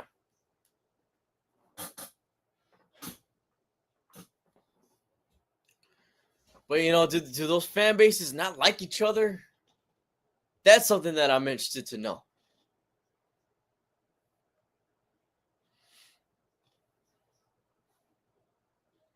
Because I know there's a lot of history between the two, as far as at some point they used to be the same team. They had to merge into the same team and win as what the Pitt Phils or the Phil Pitt Steagles. First place, a hand off to Nick Chubb, who takes us about the 35. Oh, that was shoving Joey Porter Jr. and he gets penalized. What was that, man?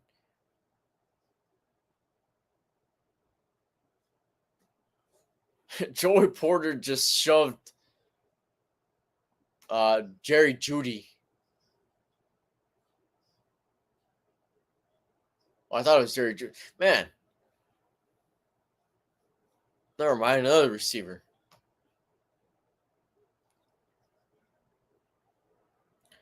All right, they're targeting it over. Let's see if they still keep it.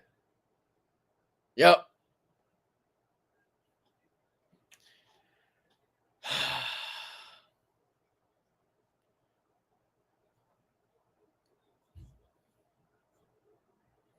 I agree. Porter's a really good corner, but he gets a lot of penalties, man.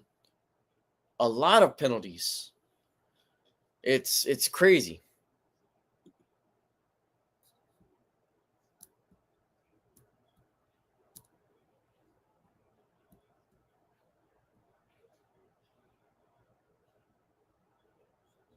All right. First and 10 from the 21. Winston and shotgun. Gets the snap, hands it off to Nick Chubb. Nick Chubb looked like he was going to break off a big run, but it's still a decent gain.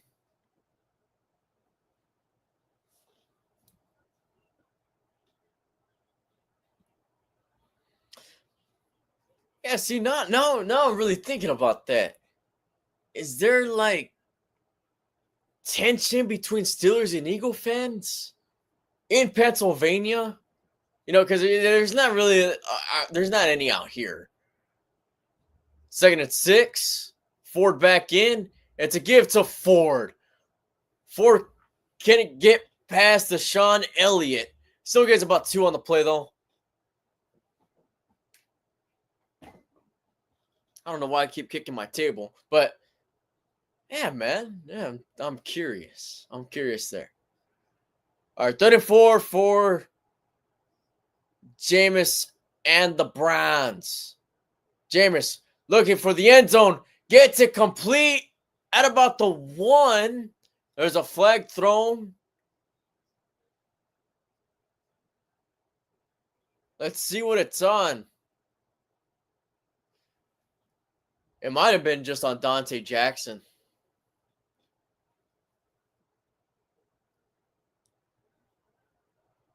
Oh, offensive pass interference. Oh, Michael Woods. Oh, okay, yeah. He was the one that pushed off. I'm tripping. My bad. Yeah, he was the one that pushed off. All right.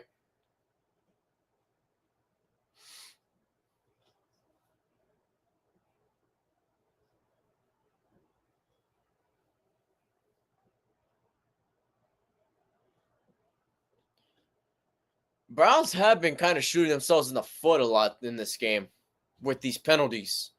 I mean, both teams kind of have.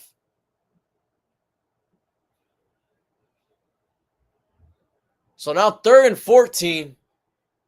Winston kind of drops the ball. Now he's scrambling. TJ Watt slips. Now he throws it away. Incomplete. Looking for Ford. That was an adventurous play. How about that, huh? So it was a low snap. I thought he dropped it. TJ Watt almost got him, then wound up tripping.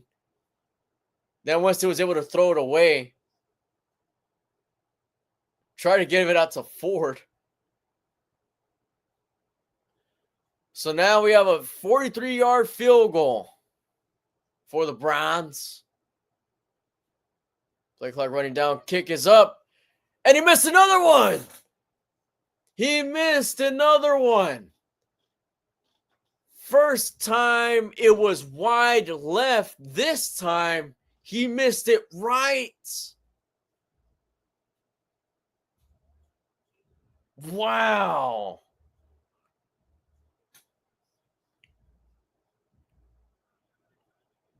I mean, we're back to that Steeler football to where we're relying on field goals, relying on missed field goals.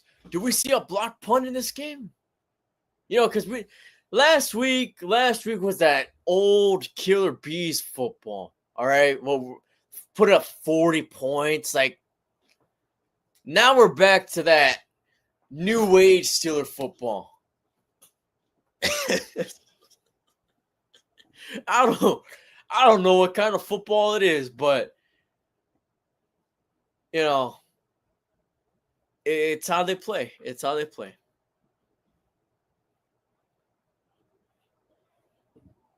I mean, the first one was from 38 yards. I mean, that one was the two that he's missed were under 50 yards. So, yeah, he's just having a bad day.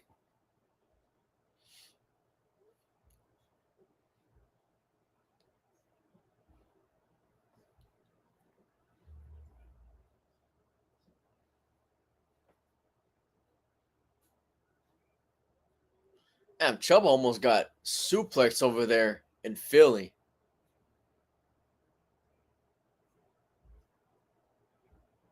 So that means next week the Steelers or Tom Brady is going to be calling the Steeler game for the first time.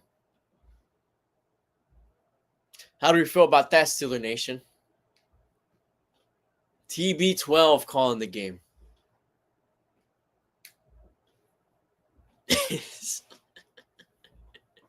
I'll be honest, I don't know how I feel about that.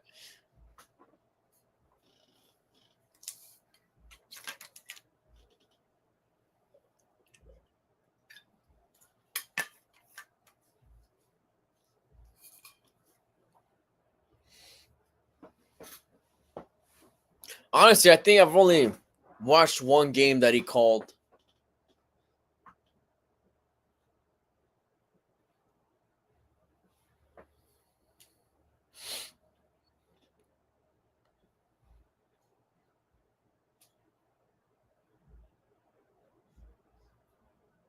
Man, Russell Wilson, 8 for 16 for 46 yards.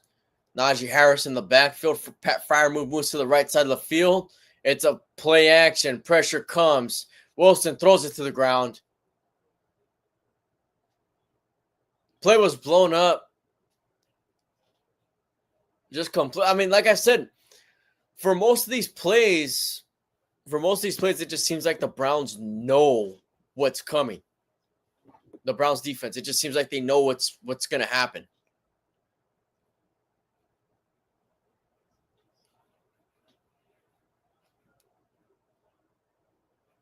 Wilson and shotgun this time. Harris to the left. It's a handoff to Harris, who gets about a yard. Damn.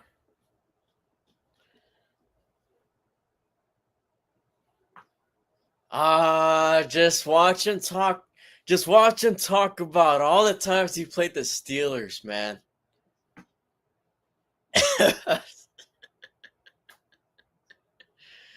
Oh man, I wonder what he's gonna talk about. I wonder what he's gonna talk about. 3rd and 10 for Russ and the Steelers. Has the snap. He's gonna scramble.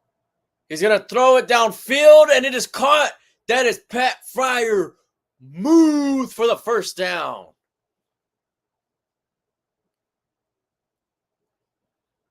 So they even look like they're speeding up the tempo.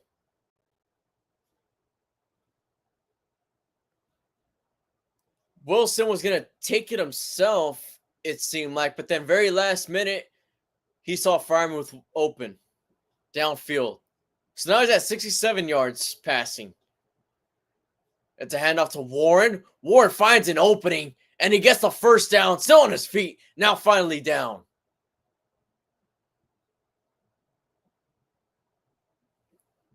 All right.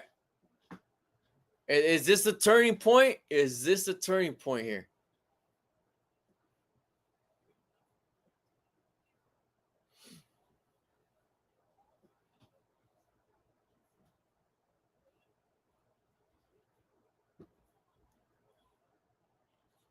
All right, Warren in the backfield once again.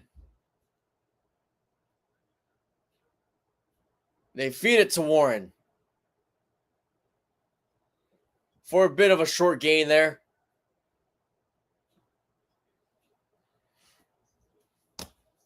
Yeah, man, Brady's gonna talk about all the times that he beat the Steelers in the AFC Championship game and everything like that.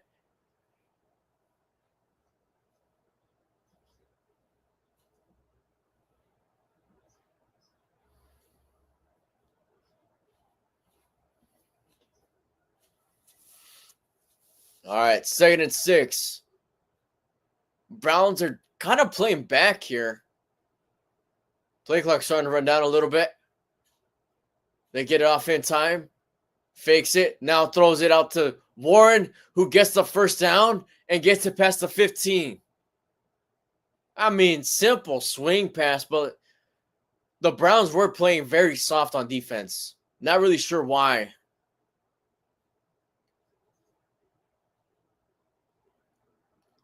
They're just playing real back. I don't know exactly what they were doing there.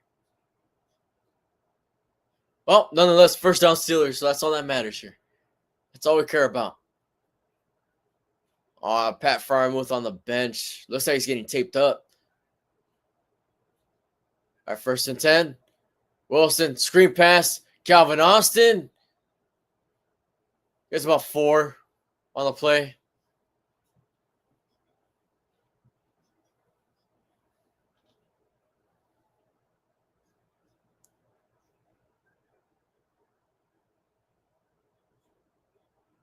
All right, Steelers going no huddle here.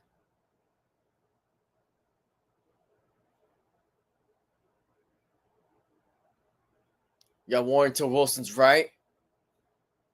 It's a fake give to Warren. It's a touchdown. It is a Steeler touchdown. Wow. All right. Van Jefferson on the touchdown, and we get to do it. We get the touchdown party lights. Let's go. Just embrace it. Just embrace it, people. So it was a fake give to Jalen Warren. Wilson looked like he was going to take it himself, but then he wound up finding Van Jefferson in the end zone. High snap on the extra point, but it's still up and good right down the middle. And the Steelers are up now 20-7. Yes. All right. How about it? We got a light show twice today.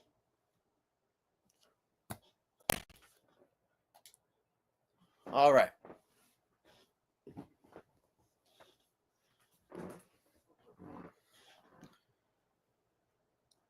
Let's see what else. What's going on with this Raider game?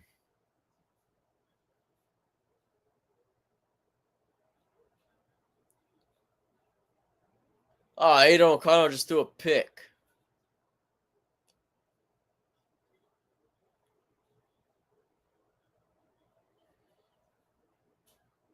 Mayfield hands it off. Oh, stiff arm. Get off of me for a first down.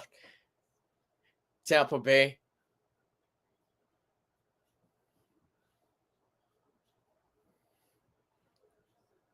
Hey man, the Raiders are keeping it close over there with the Bucks.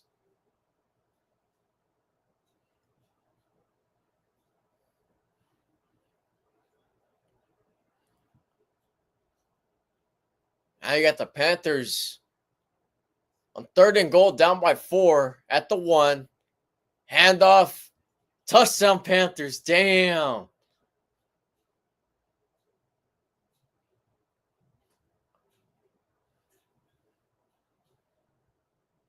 They've been exchanging leads over there in that game too.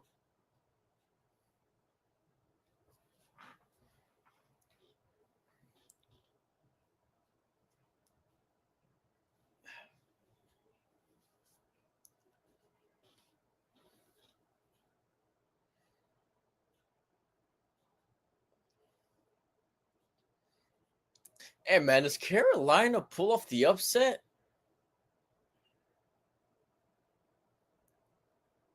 Oh, he missed the extra point.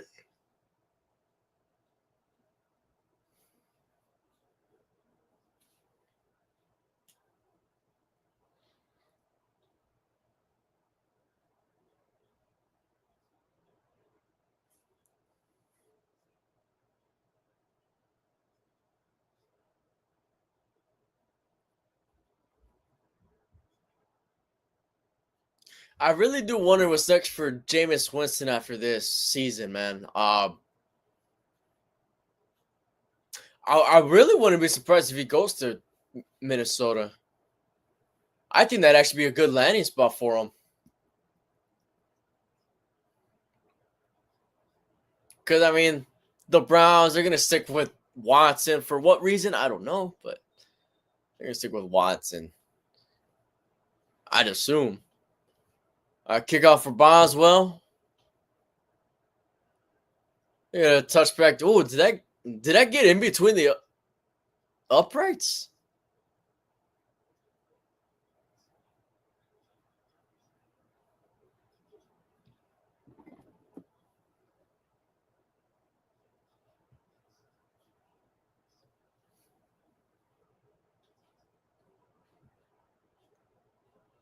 Russell Wilson looks like he got his confidence in this game now. It just seemed like something was lacking from him in the offense. Not just him, but the offense as well. Now it looks like they're starting to click. All right, Winston all alone and shotgun in the backfield. So there's being a 4-man rush. He gets it off immediately. Complete. 4 solid gain. 4 on the reception.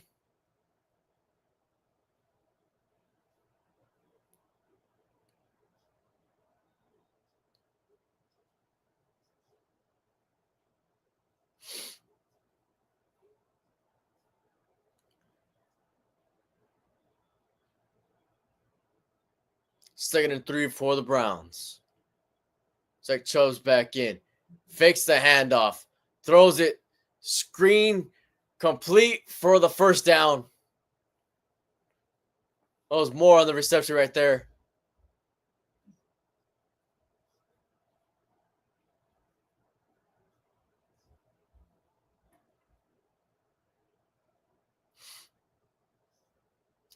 The Tennessee. Oh, Dante Jackson down. Injured, man. Hopefully he's all right.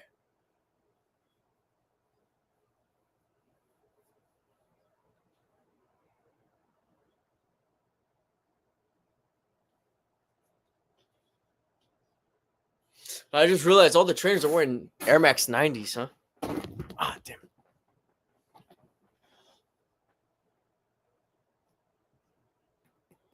All right. Let's see what we got going on.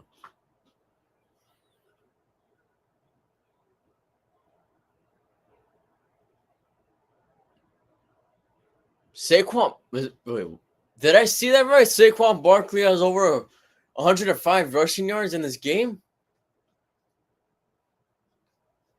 And the Eagles only have 14 points to show. So Jalen Hurts hasn't really got anything going at all. Wow. And he gets sacked. Oh, we got thrown to the ground and everything.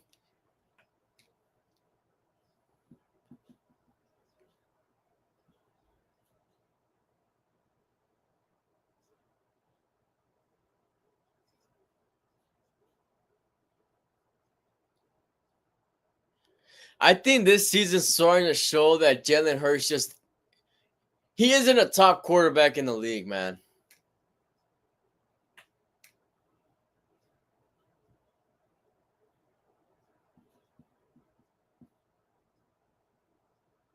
I think at the very most, Jalen Hurts is top 10. All right, there you go. Hey, no, he broke off a big run right there. All right, that was a good run by Jalen Hurts.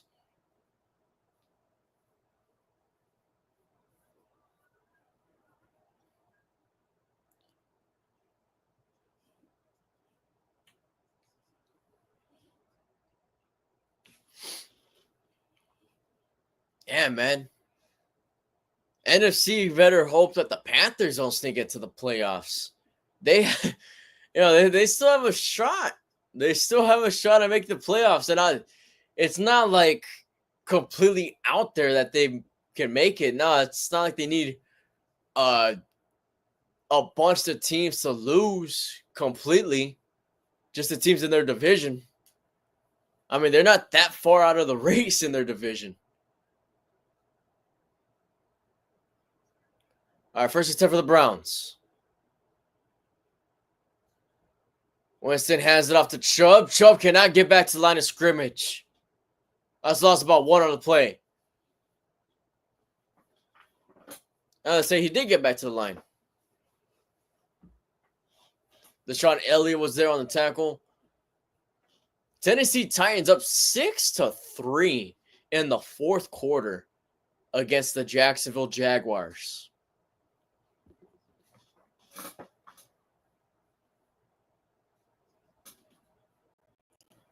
All right, Winston and shotgun once again. Fakes that, or hands it off to Chubb. Chubb tries to get up the middle, still on his feet, and got tackled out about the 47. So that's going to bring up a 3rd and 4. I'm sorry for keep kicking my damn table.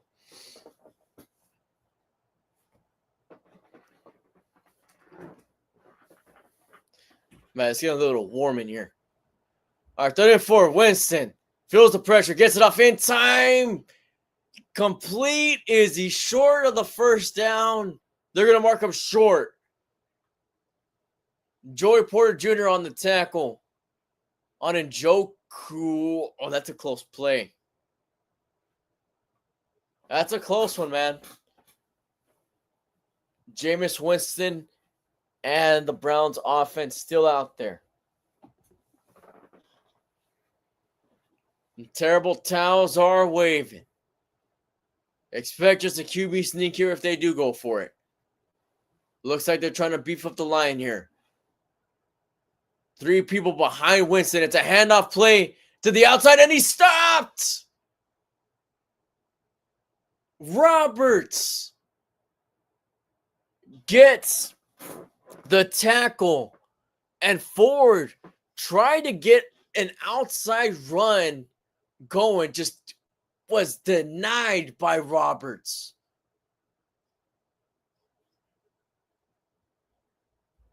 I mean, nobody was even on him. His lead blocker was blocking somebody else. So now the Steelers are in good field position, and if they could score a touchdown here, that might just ice it away.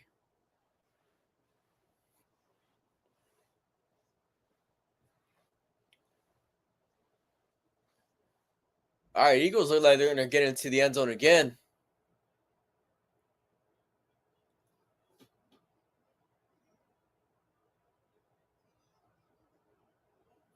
Just imagine if the Panthers actually do make the playoffs. And then you have a team like the Vikings who only have 2 losses. And the 5th seed, they go up and play the Panthers on the road in the playoffs.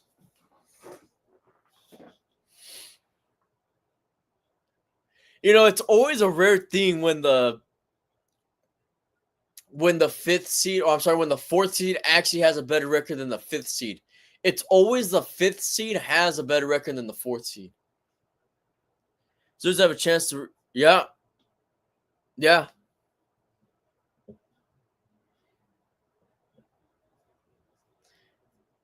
I mean, right now the Browns' offense hasn't shown anything. So I mean, I'm not trying to sound like super confident, but even if the Steelers only get 3, it's gonna be really tough for the Browns to be able to get, tie things up and stuff.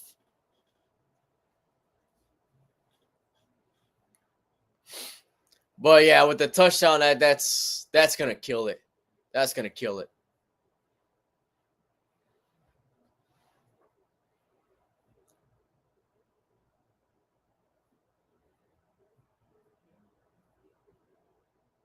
Anybody excited for that Bengal Cowboy game tomorrow? Just throwing that out there, it's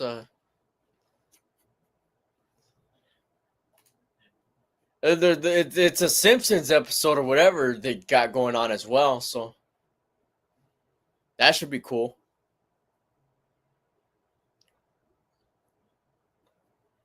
All right, still 5:46 left in this third.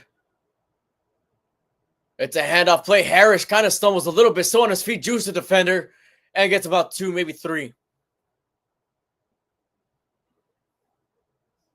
Yeah, maybe I'm gonna watch that game in Simpsons style. That's probably the only reason why I'm gonna watch it.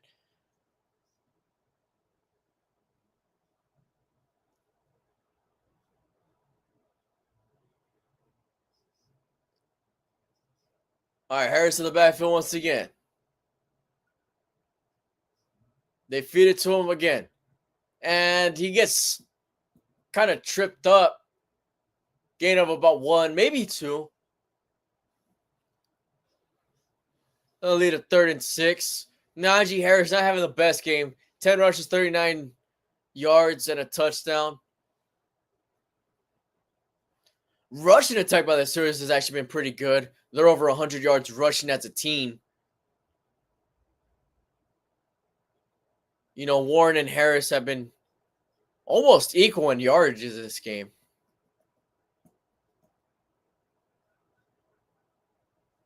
Here on 3rd down, play clock starting to run down. They need to run a snap. They do get off in time. Wilson's going to throw it down the field.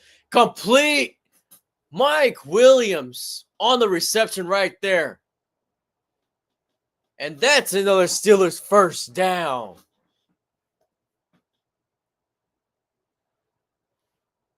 Ooh, we caught that one-handed? One-handed snag by Mike Willie. Wilson has it, scrambles left, pitches it, incomplete. He pitched it as he was getting hit, as he was going down.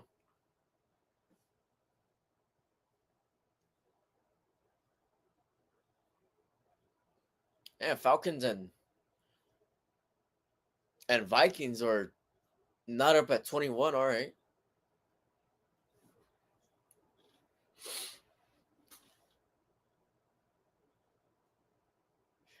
Man, how much were tickets for that Titan game? Wilson has it, scrambles a little bit, throws a middle foot, Pat Fryermuth for the touchdown. And that might have just killed it already. That might have just killed it already, but that's not killing my vibe. Because guess what?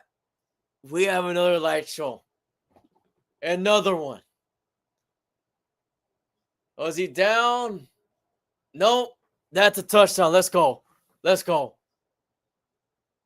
No, he wasn't touched. Yeah, baby.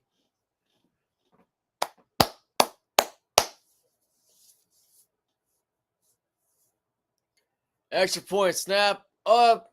Kick is good. Steelers now with a very comfortable 27-7 lead. There is still a lot of time left. All right, let's not get too carried away here.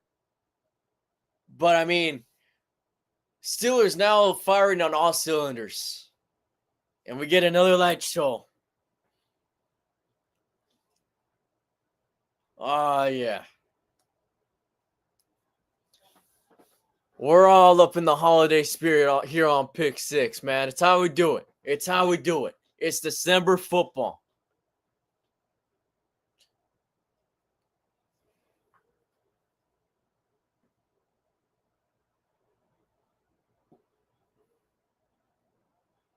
That was a nice Lambert jersey that guy was wearing, by the way.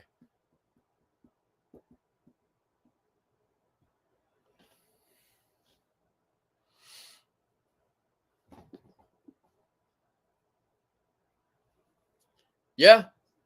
I mean, look, it's not Browns still do have a lot of time, you know.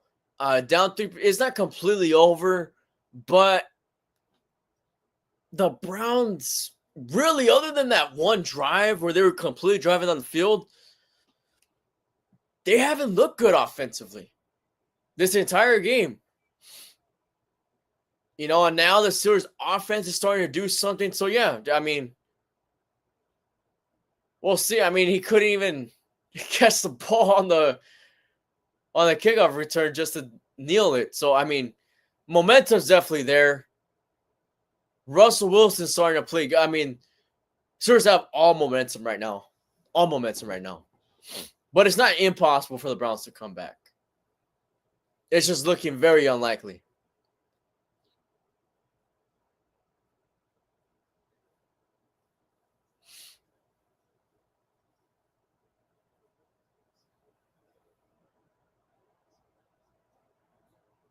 And it's just been a completely different half for the offense. Winston fakes the handoff. Pressured. Throws it. Complete to Jerry Jeudy for the first down. That was a nice catch. Looked like it was a little bit slightly underthrown.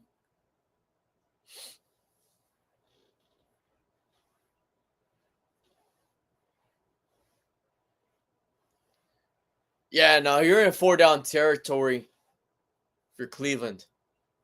So it's look like they're going to bring some pressure. No, they don't. Only 4. Another catch for Jerry Jeudy. This one not as big, only about 3 yards.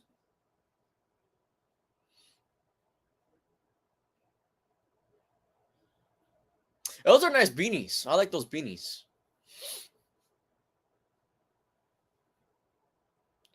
Second and 7, handoff to Chubb. Chubb breaks off a big run past the 40. And that's another Browns first down. Now hold a minute. All right, if the Browns score quick, and things could start getting a little bit more interesting if they score quick.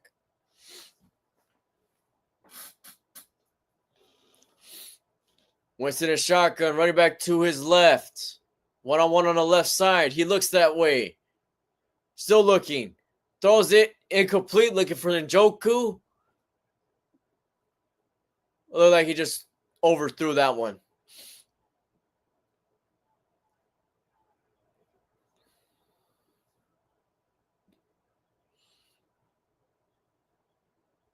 You know, the thing is, I actually like Jameis Winston. I think he's a funny guy.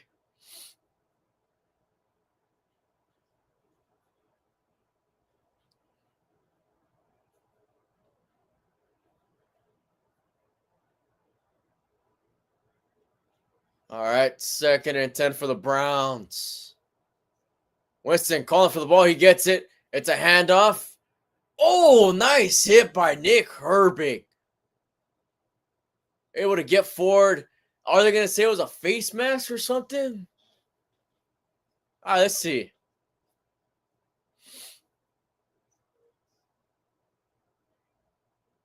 It sounds right now that's probably a 2-yard gain.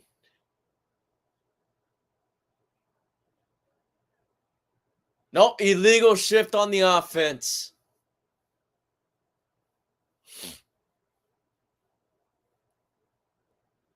I want to see that Nick Herbig hit again. That looked like a clothesline, man.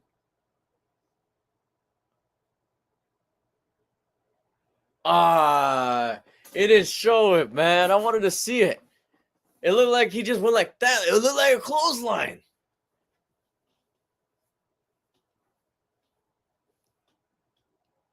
All right, so now we're just under 2 minutes left in this third. Browns down by 20, 2nd and 15. Winston hands it off to Ford. Ford able to get past a few defenders. And he's able to get a decent chunk on that one.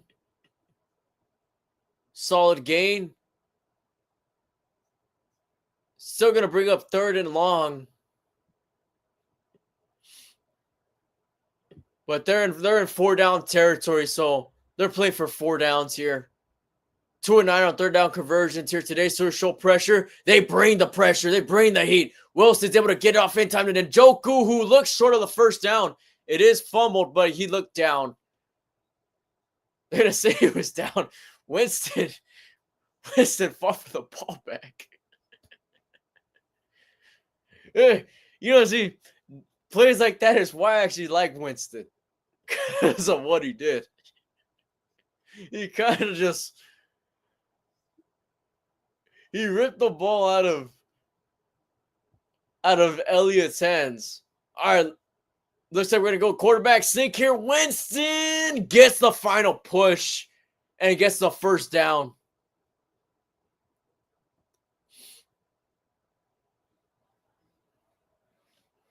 And we got a touchdown in that Jacksonville and Tennessee game for those of you who are interested.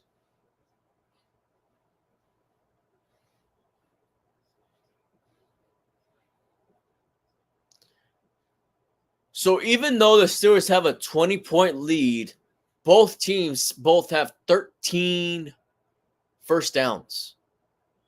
So they have the same amount of 1st downs, even though the Steelers are up by 20. All right, this is the final play of the 3rd. Winston. Watt gets pressured. Incomplete.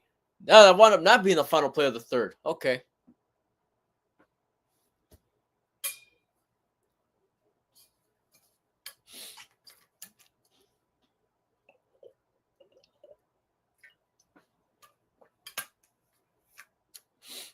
Njoku was looking for a flag, but there was contact by both Elliott and Njoku, so I think it evens out.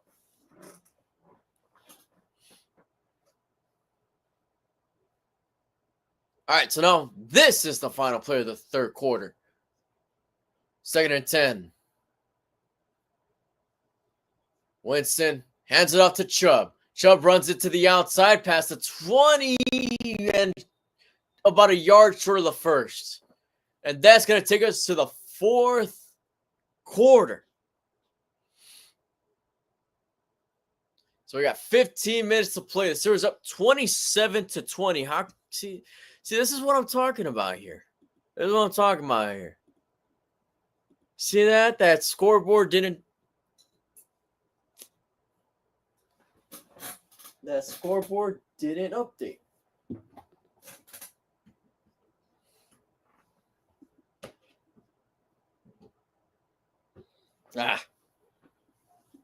Laptop is in charge.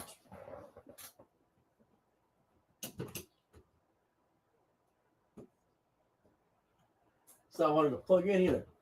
Come on. There we go. All right. Yeah, Army versus Navy next this upcoming Saturday.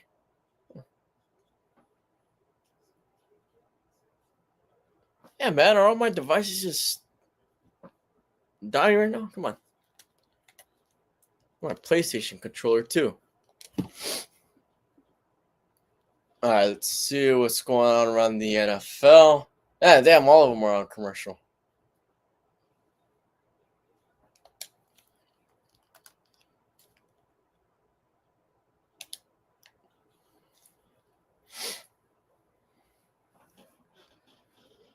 And the Jets are up 23-15 on the Dolphins. Saints are up 14-6 on the Giants. I'm not even sure who's playing quarterback for the Giants right now. I'm not sure if it's DeVito or Drew Lock.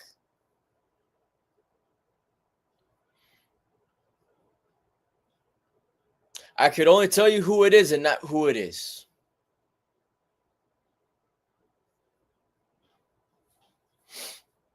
They're having a... Oh, there's a flag on that. Okay. Well, yeah, man, Army versus Navy on Saturday. That should be a pretty interesting one, you know. I feel like they're doing it a week late or something this year, though. Because usually that game and the Iron Bowl, Auburn and Alabama land on the same week.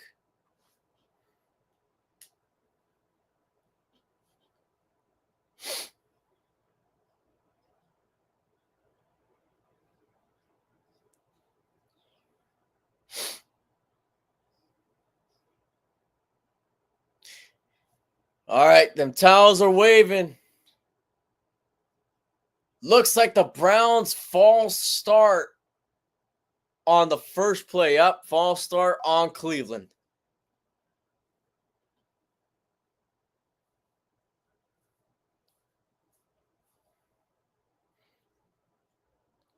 Well, for all the safety, it doesn't look like it's that cold over there.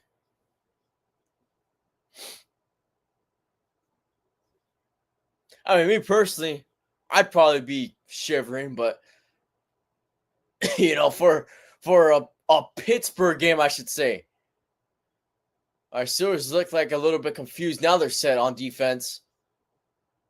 Winston is going to scramble a little bit, trying to get back to the outside, and he gets sacked.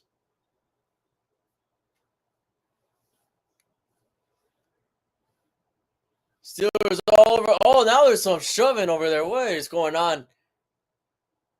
Now there's going to be another penalty on Cleveland after that, after the play.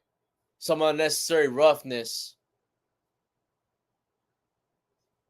Not really even sure what that was even all about. Might just be frustration at this point.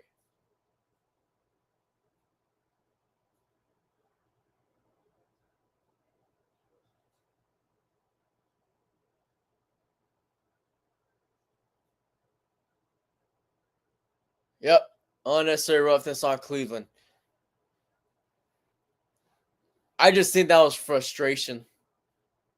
You know, it's been a tough game for the Browns offense. They just haven't gotten anywhere.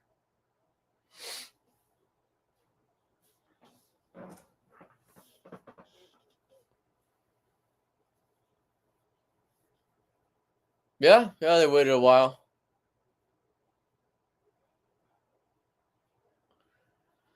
So now 4th and 24.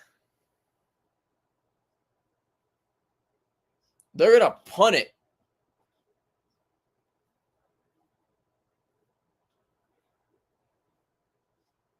You think they've taken the knee on the game? Is that them just kind of punting away the game? So it's bringing some pressure. Punts off. It's a good one. It's a pretty good one. So he's going to get it about the 4. Oh, they're going to say at the 3. All right.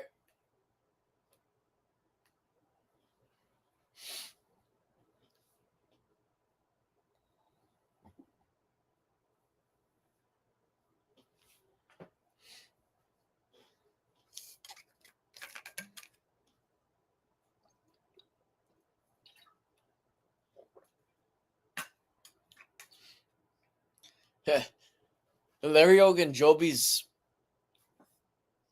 a nominee for Man of the year. He used to be a Brown. For those of you who don't remember, Larry Ogunjobi was a Brown during the Myles Garrett incident when he hit Mason Rudolph with the helmet. 1st and 10, Najee Harris. Oh, it's a gift to Cordell Patterson, my bad. For a decent gain.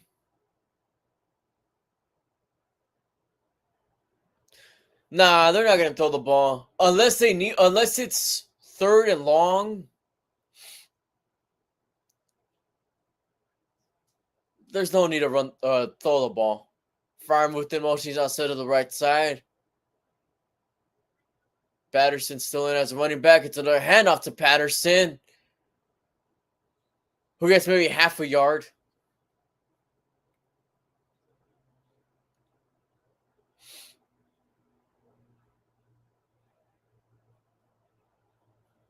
JJ Watt over there on his phone having a great time.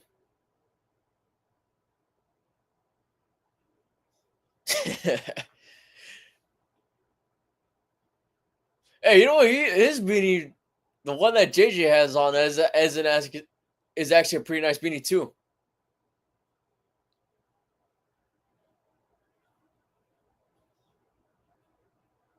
Play clock starting to run down.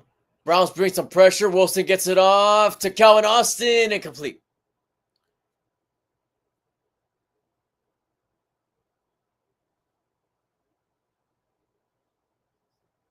Yeah, a quick drive like that doesn't help.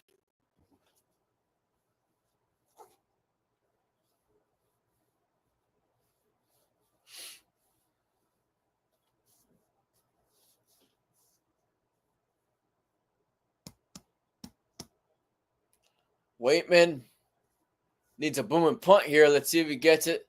That's a nice punt still. Browns going to take it about the 35. But now they still have time, you know. That was a very short drive for the Steelers. Very short drive.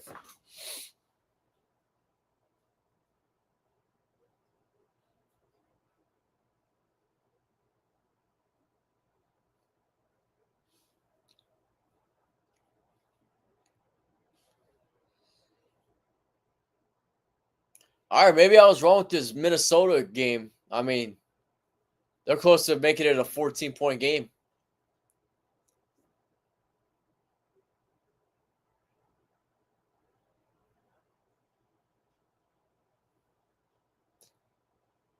All right, so Saints up 14-3. Derek Carr fakes the handoff, throws it complete for a first down. Vikings short of the end zone on 2nd and goal. There's a flag on that one. Then you have New York up by 8 against Miami. Miami does have the ball, though. Tua in shotgun. They're not set on offense at all. All right, there you go. Fakes the end around. Now throws to his running back. Incomplete. That looked terrible.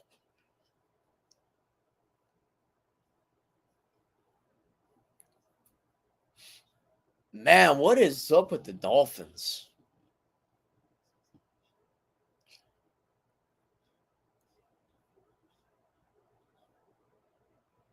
But you know what? In all fairness, I don't think that the Jets are a terrible team. I mean, even though the record's pretty bad, the record's bad, but for a 3-9 team, I think they're the best 3-9 team out there.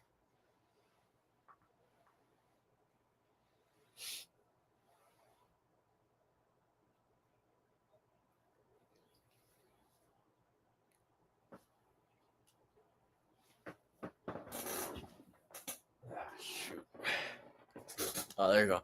I'm gonna check the temperature over there in Pittsburgh because it doesn't look that cold.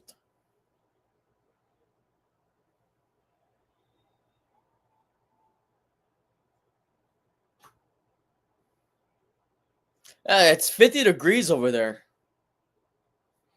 It's not too bad for Pittsburgh. That's not too bad.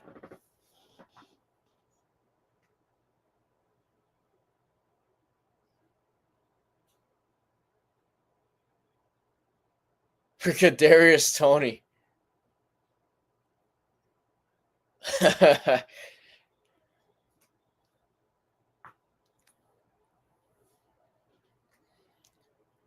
Kadarius Toney was a Chief who was like who was only known for dropping passes. Really, he had a really good first year with Kansas City, and then the season after, that's what he just was known as, just the guy that was dropping passes all the time.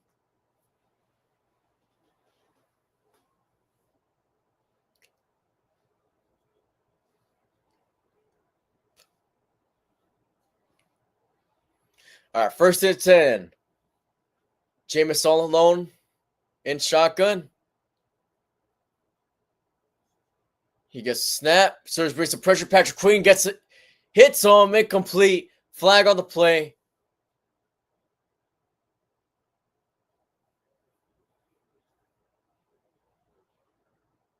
Oh, wow. False start. Wait, hold on. False start, and they let the entire play run? And Jameis Winston took a big hit for no reason.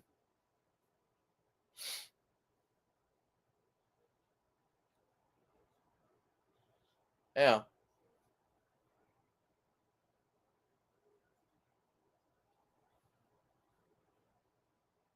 Man, some guy had a big old Steeler chain. So first and 15 after the false start. Winston throws it, check down, complete for about 6.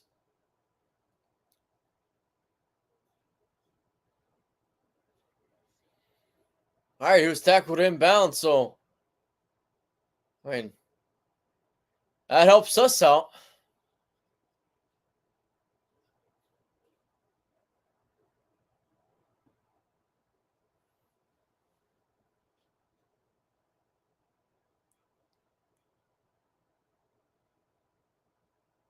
All right, Winston on 2nd and 9. Surge bring pressure once again. Patrick Queen chasing him down, and he just throws it to the ground. Man, Patrick Queen getting in there quick, man.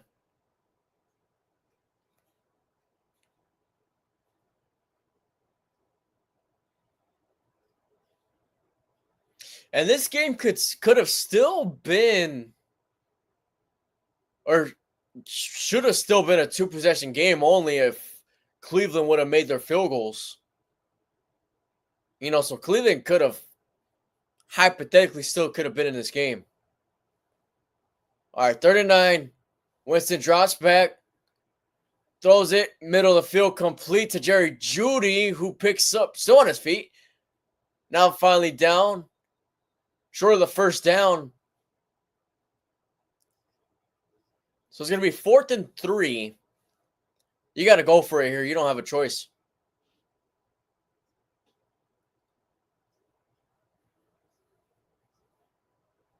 Winston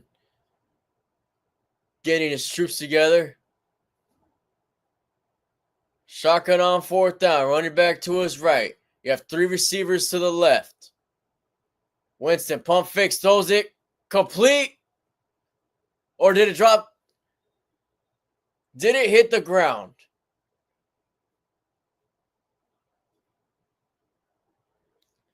Browns are on hurry up mode to try to avoid that. That didn't hit the ground. That's a first down.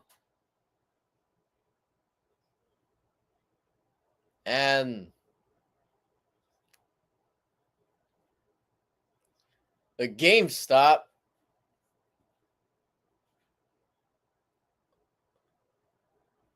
Mike Tomlin challenging the play.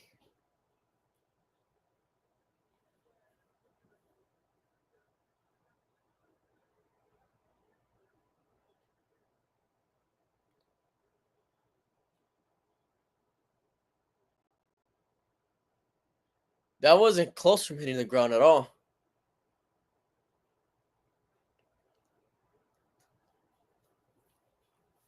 I'm convinced they didn't even show the replay on the screen or anything, because that was pretty clear. Pretty clear. But I mean, you're up by 20. Why not? I guess, you know.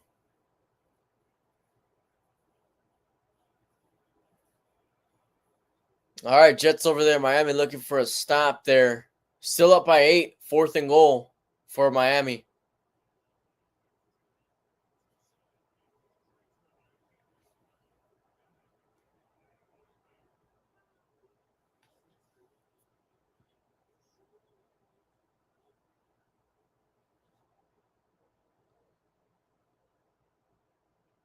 Oh, okay. I thought he was challenging the just the catch, but okay. So regardless, it's gonna be first down. So he's challenging off a couple of yards.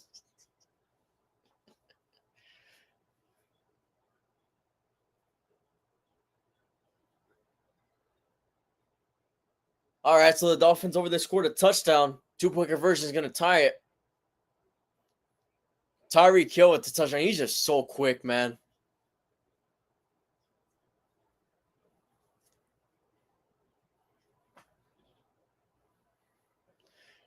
I mean, he's getting a little bit older, but he's still one of the fastest guys in the NFL. Kirk will change this through an interception. That's probably going to do it. Tua throws it complete for the 2-point conversion. Jalen Waddle. And the Dolphins tie it.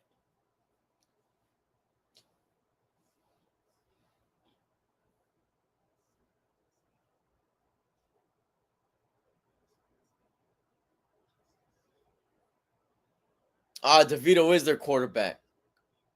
Or they're switching out with DeVito and Locke. All right.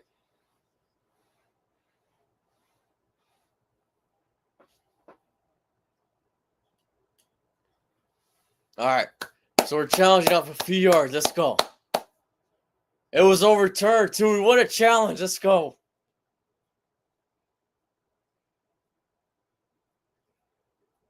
The referee snagged that ball, too. All right, we win a challenge, man. All right, first down from a few yards less for the Browns. It fakes the handoff. Winston's going to take it himself, get the first down. Patrick Queen tried to punch it out, but he's able to run out of bounds and avoid the hit.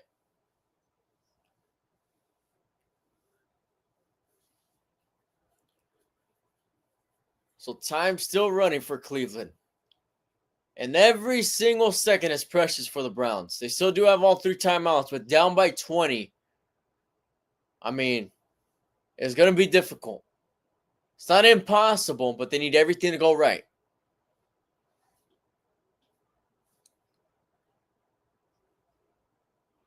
So they're showing 4-man rush. They bring a 4-man rush.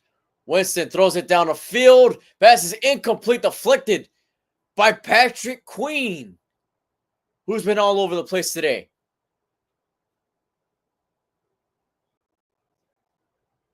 Njoku was looking for a flag, but that was just a good play.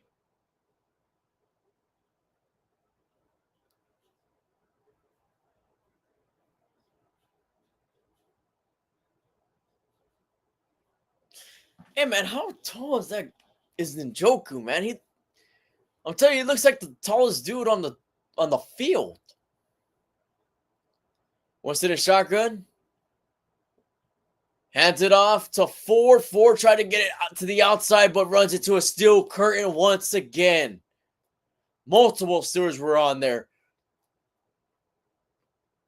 Herbig takes credit for the tackle. Or Wilson. He's going to bring up 3rd and 14.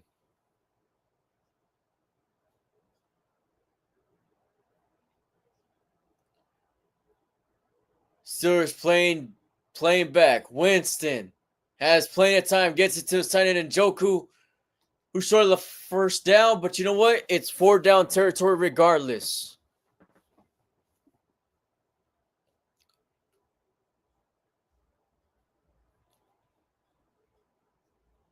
So it's going to be 4th and 6. Now under 10 minutes left.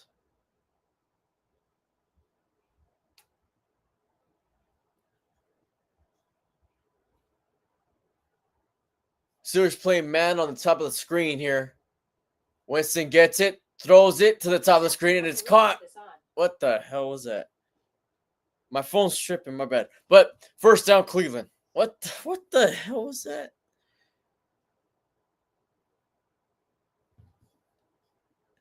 I didn't say Siri or anything, and my phone went off. Whatever. Well, first down, Moore was on the reception. All right. I don't know what that was. Winston gets the snap, throws it complete to Jerry Jeudy for about a 7.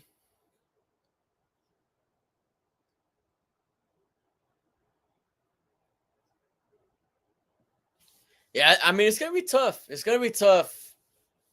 But I don't see it happening. I don't see the Browns getting back into it like that. Zero show pressure. They bring pressure. Winston's running for his life, still running, and he's get the first down and runs out of bounds.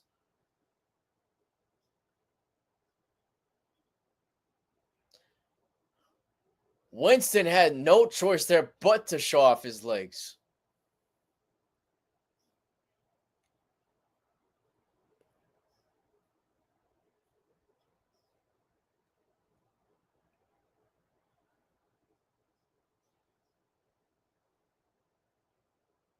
All right, first down. Winston gets the snap, throws it complete once again.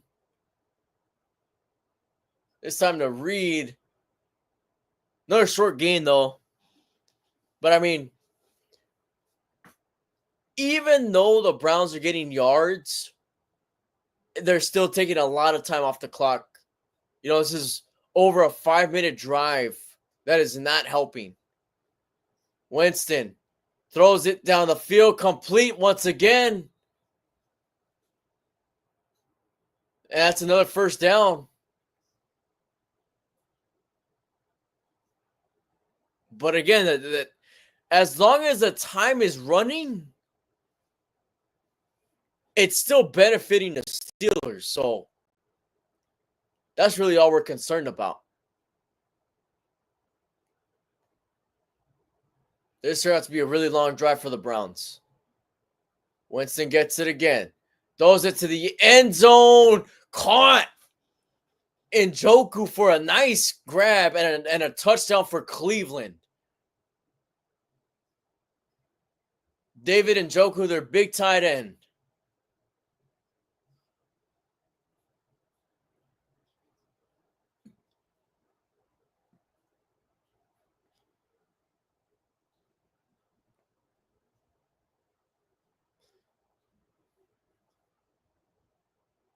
Yeah, there was some contact. Nothing really major, though.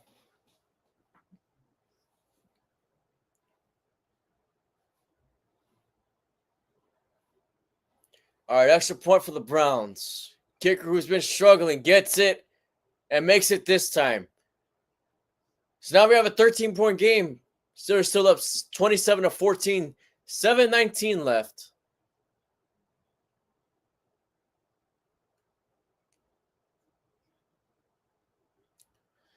So as long as we could get a quality drive, even if you don't score, a quality drive, taking up enough time on the clock, that could go a long way here.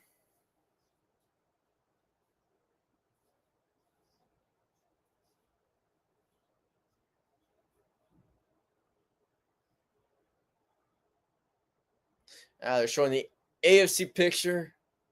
Chiefs at 1, Buffalo at 2, Pittsburgh at 3.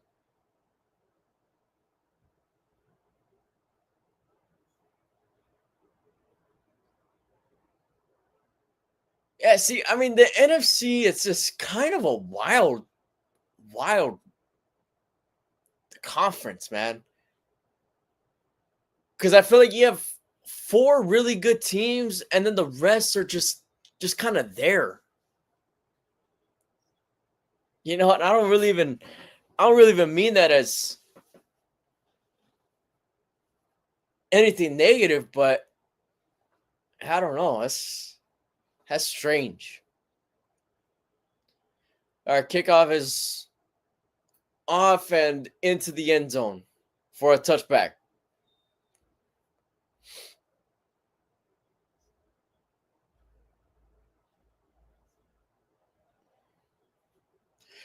I mean, I guess you could say the same thing with the AFC, though. You know, because the Ravens only have, what, 4 losses? The Chargers only have 4 losses. Yeah, there's a lot of good teams in the AFC as well. But I think there's more good teams. But that also means that there's a lot of bad teams in the AFC. All right. Najee Harris back there. And they hand it to Harris, who gets tackled behind the line of scrimmage. Has a loss about 2. Not a good run. But, you know, just keep the clock running. That's really the name of the game right now. Just keep the clock running.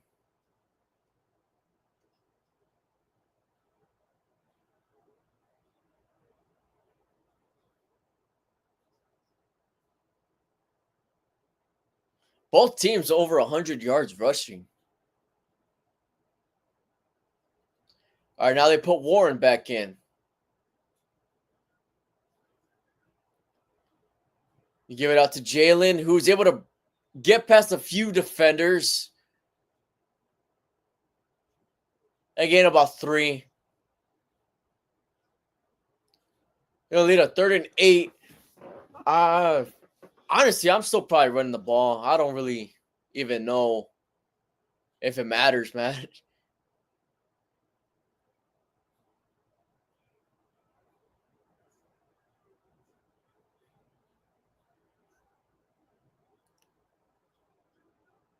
Wilson and Shaka. Warren to Wilson's right. Wilson looks like he's changed up the play a little bit. Play clock running down. Wilson gets set off on time. Cleveland brings some pressure. Wilson throws it to Scotty Miller. Did he get the feet in? Yes, he did. That's a catch. That is a completed catch near the sideline. Scotty Miller with a nice grab.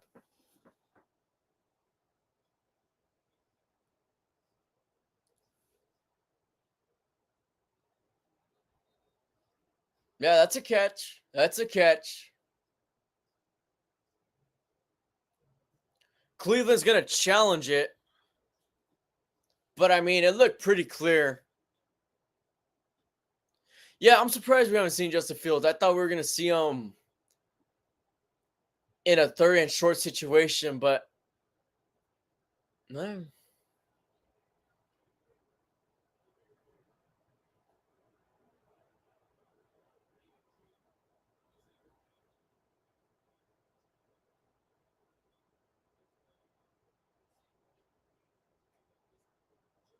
It looks pretty clear to me. I don't know. It looks like a catch. You got both feet in, complete control. That's a catch, man.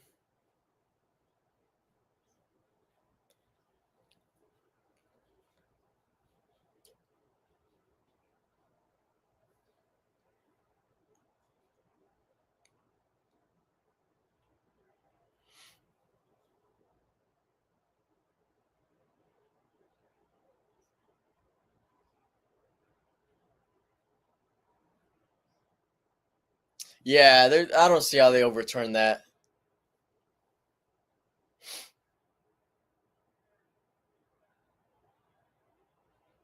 So if anything, that hurts the Browns even more because now they only have 2 timeouts. Browns just wasted a timeout.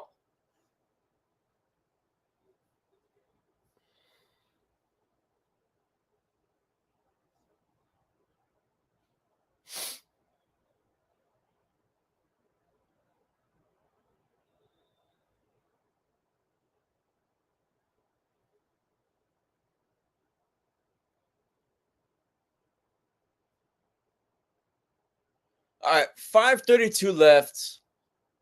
I mean, Najee Harris back in. It's a pitch play to Harris.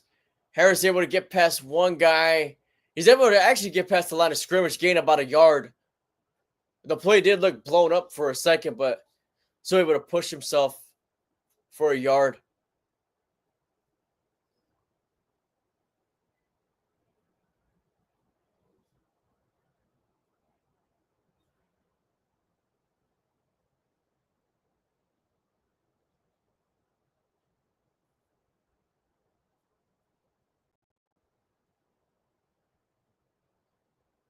All right, so we're in a pretty crazy set here. It's a handoff to Patterson. Patterson fumbles the ball, and Cleveland picks it up. And that's Browns football. It was a handoff to Patterson, and Patterson coughs it up.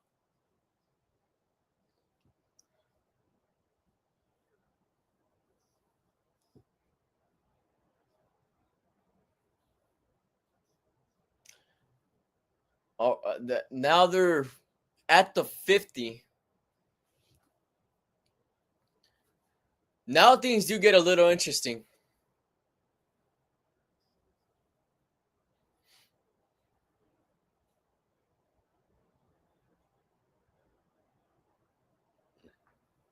Damn. I wouldn't have called timeouts just yet. All right, Winston has it, throws it, checked out to his running back Ford. Ford still on his feet, breaks the tackle, and gets the first down.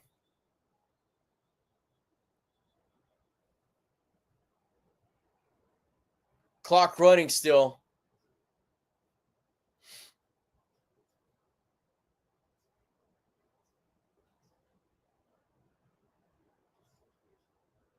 Oh, Minnesota wound up taking full control of that game. All right, Winston gets the snap, gets pressure from behind, gets it intercepted, and it's returnable, and he's down at about the 45. And that probably closed it out right there. That might have been the nail in the coffin. Steelers defense celebrating in the end zone. And what has been a pretty good showing defensively. A really good showing defensively. I mean, Jameis Winston, we've said actually has been looking pretty good the past few weeks. Not today. Not today. He struggled all day today.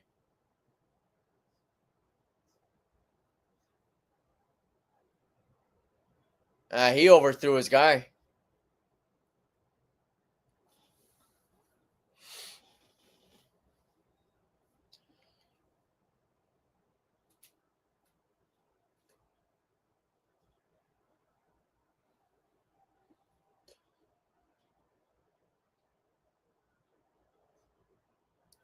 All right, Najee Harris in the backfield. Just expect nothing but run plays from now on. Harris going to get it to the outside. Still on his feet, now down. He didn't get back to the line of scrimmage, but let's see if Cleveland starts taking timeouts now.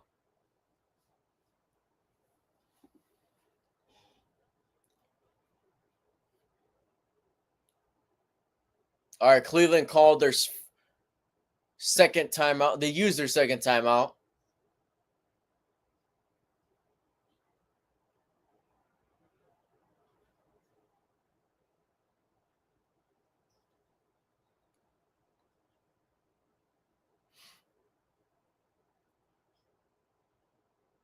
I mean, Russell Wilson today, it's not like he did anything crazy. It's not like he was cooking like he was last week. But you know what? He didn't make any mistakes. And, you know, it looked a little rough in the first half. But second half, he was able to make good plays. And he was able to get in the end zone a couple times. So, I mean, it turned out to be a pretty solid showing.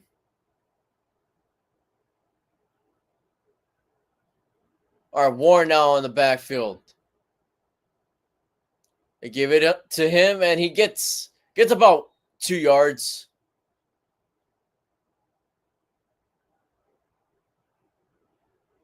And the Browns take their final timeout.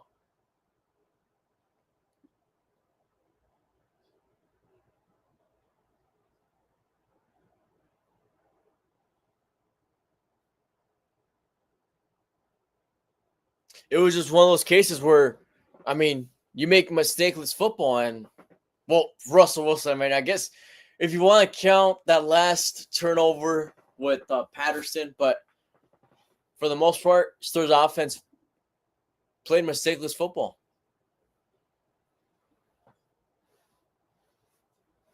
You know, they didn't light up the charts or anything, but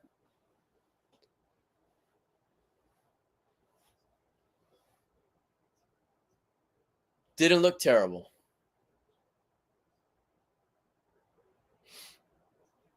3rd and 9. I was expecting a draw play here. Russell Wilson does a couple hard counts. You have a tight end and receiver on the left. Browns jump, but it might have been false start. Let's see what the call is. It's false start, damn.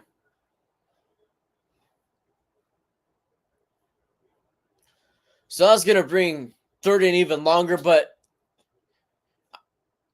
I'm still just running the ball. It doesn't really matter.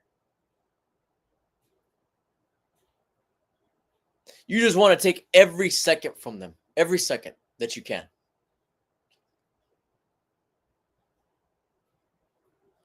Justin Fields has been on the sideline this entire game. He hasn't had one snap played. Steelers in shotgun. They're going for a passing play. Wilson gets sacked. You know what? I think that works out just fine. That works out just fine. Even though you lost yards and got sacked, that's just going to run the clock. Not really even sure why they try to pass play. Myles Garrett on the sack.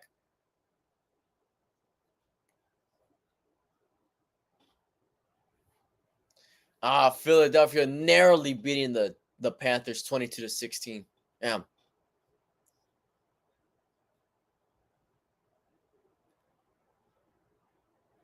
Okay, they're going to let the clock go all the way to 1. They might even take a timeout.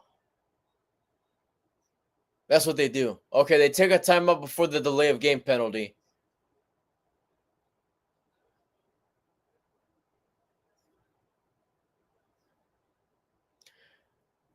All right, so we got 3:03 left in this game. 2 possessions. Browns are going to get the ball back. No timeouts left for Cleveland. So they're going to need a miracle on their hands in order for them to come back and win.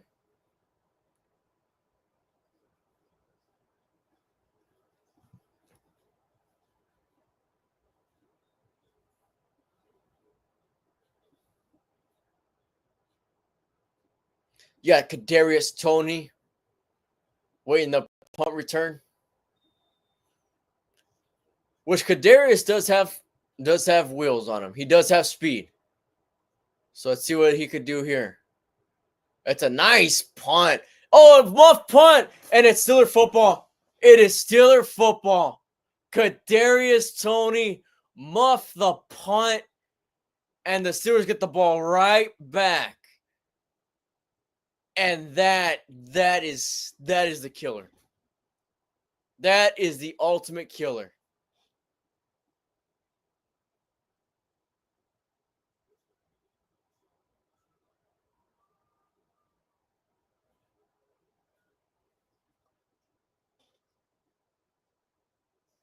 Oh, wow.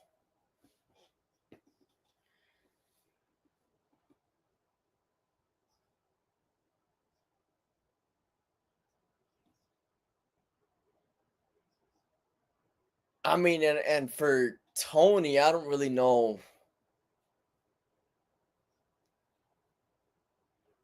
I don't really even know what's going on, man. I mean, he had that really rough season last year.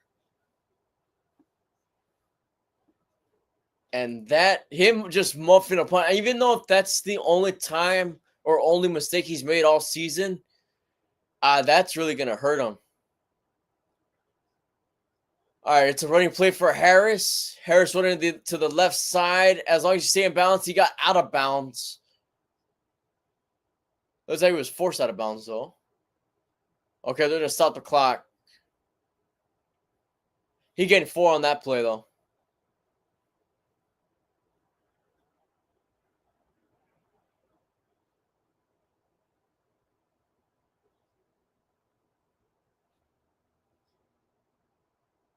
Man, they're on the sideline talking to Tony.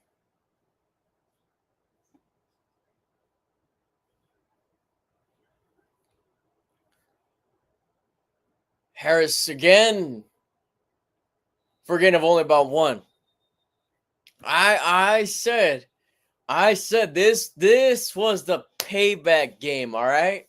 I said it. I remember it. I said it. This is where we get our payback.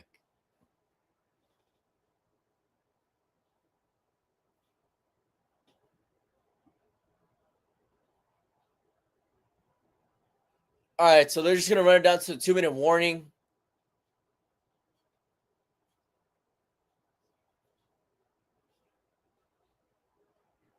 It's going to be 3rd and 5 when we come back from the break.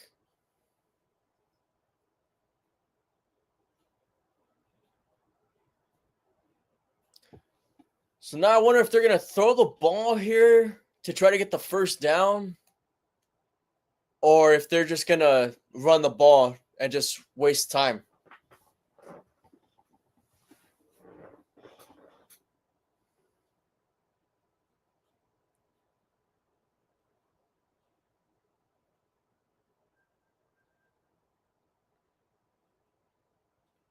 That's right, Hectic.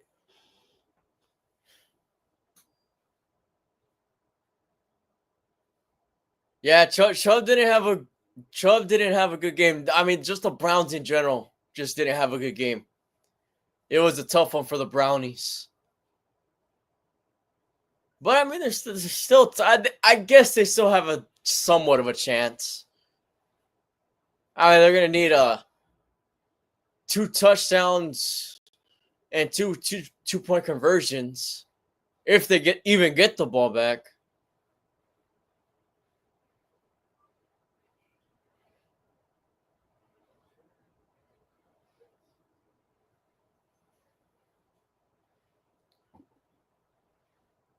Damn, the Jets and the Dolphins are over there going at it. It's a tie game, 102 left in the 4th. Aaron Rodgers on 3rd and 21. They're near field goal range. Jets only on with the timeout. Rodgers gets a snap, throws it complete near the sideline to his favorite receiver, Devontae Adams. So they're going to be able to kick a field goal there to take the lead. But the Dolphins are going to have another shot.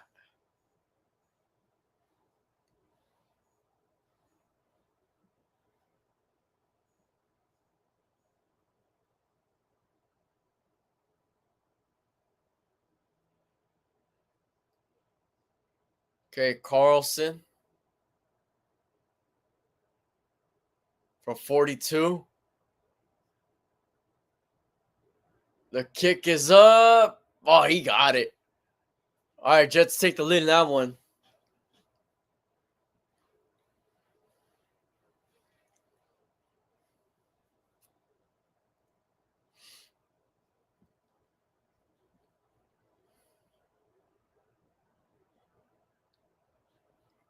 All right, Naj in the backfield.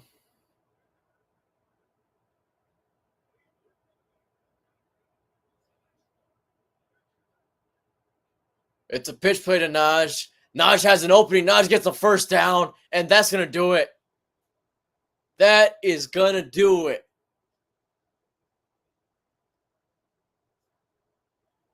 And we are not bringing out the brooms here today.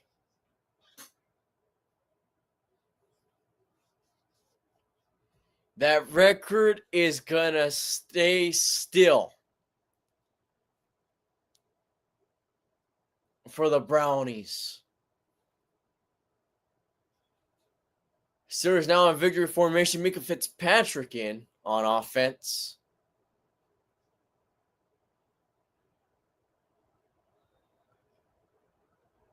So 2 more kneel downs is going to do it for the Steelers.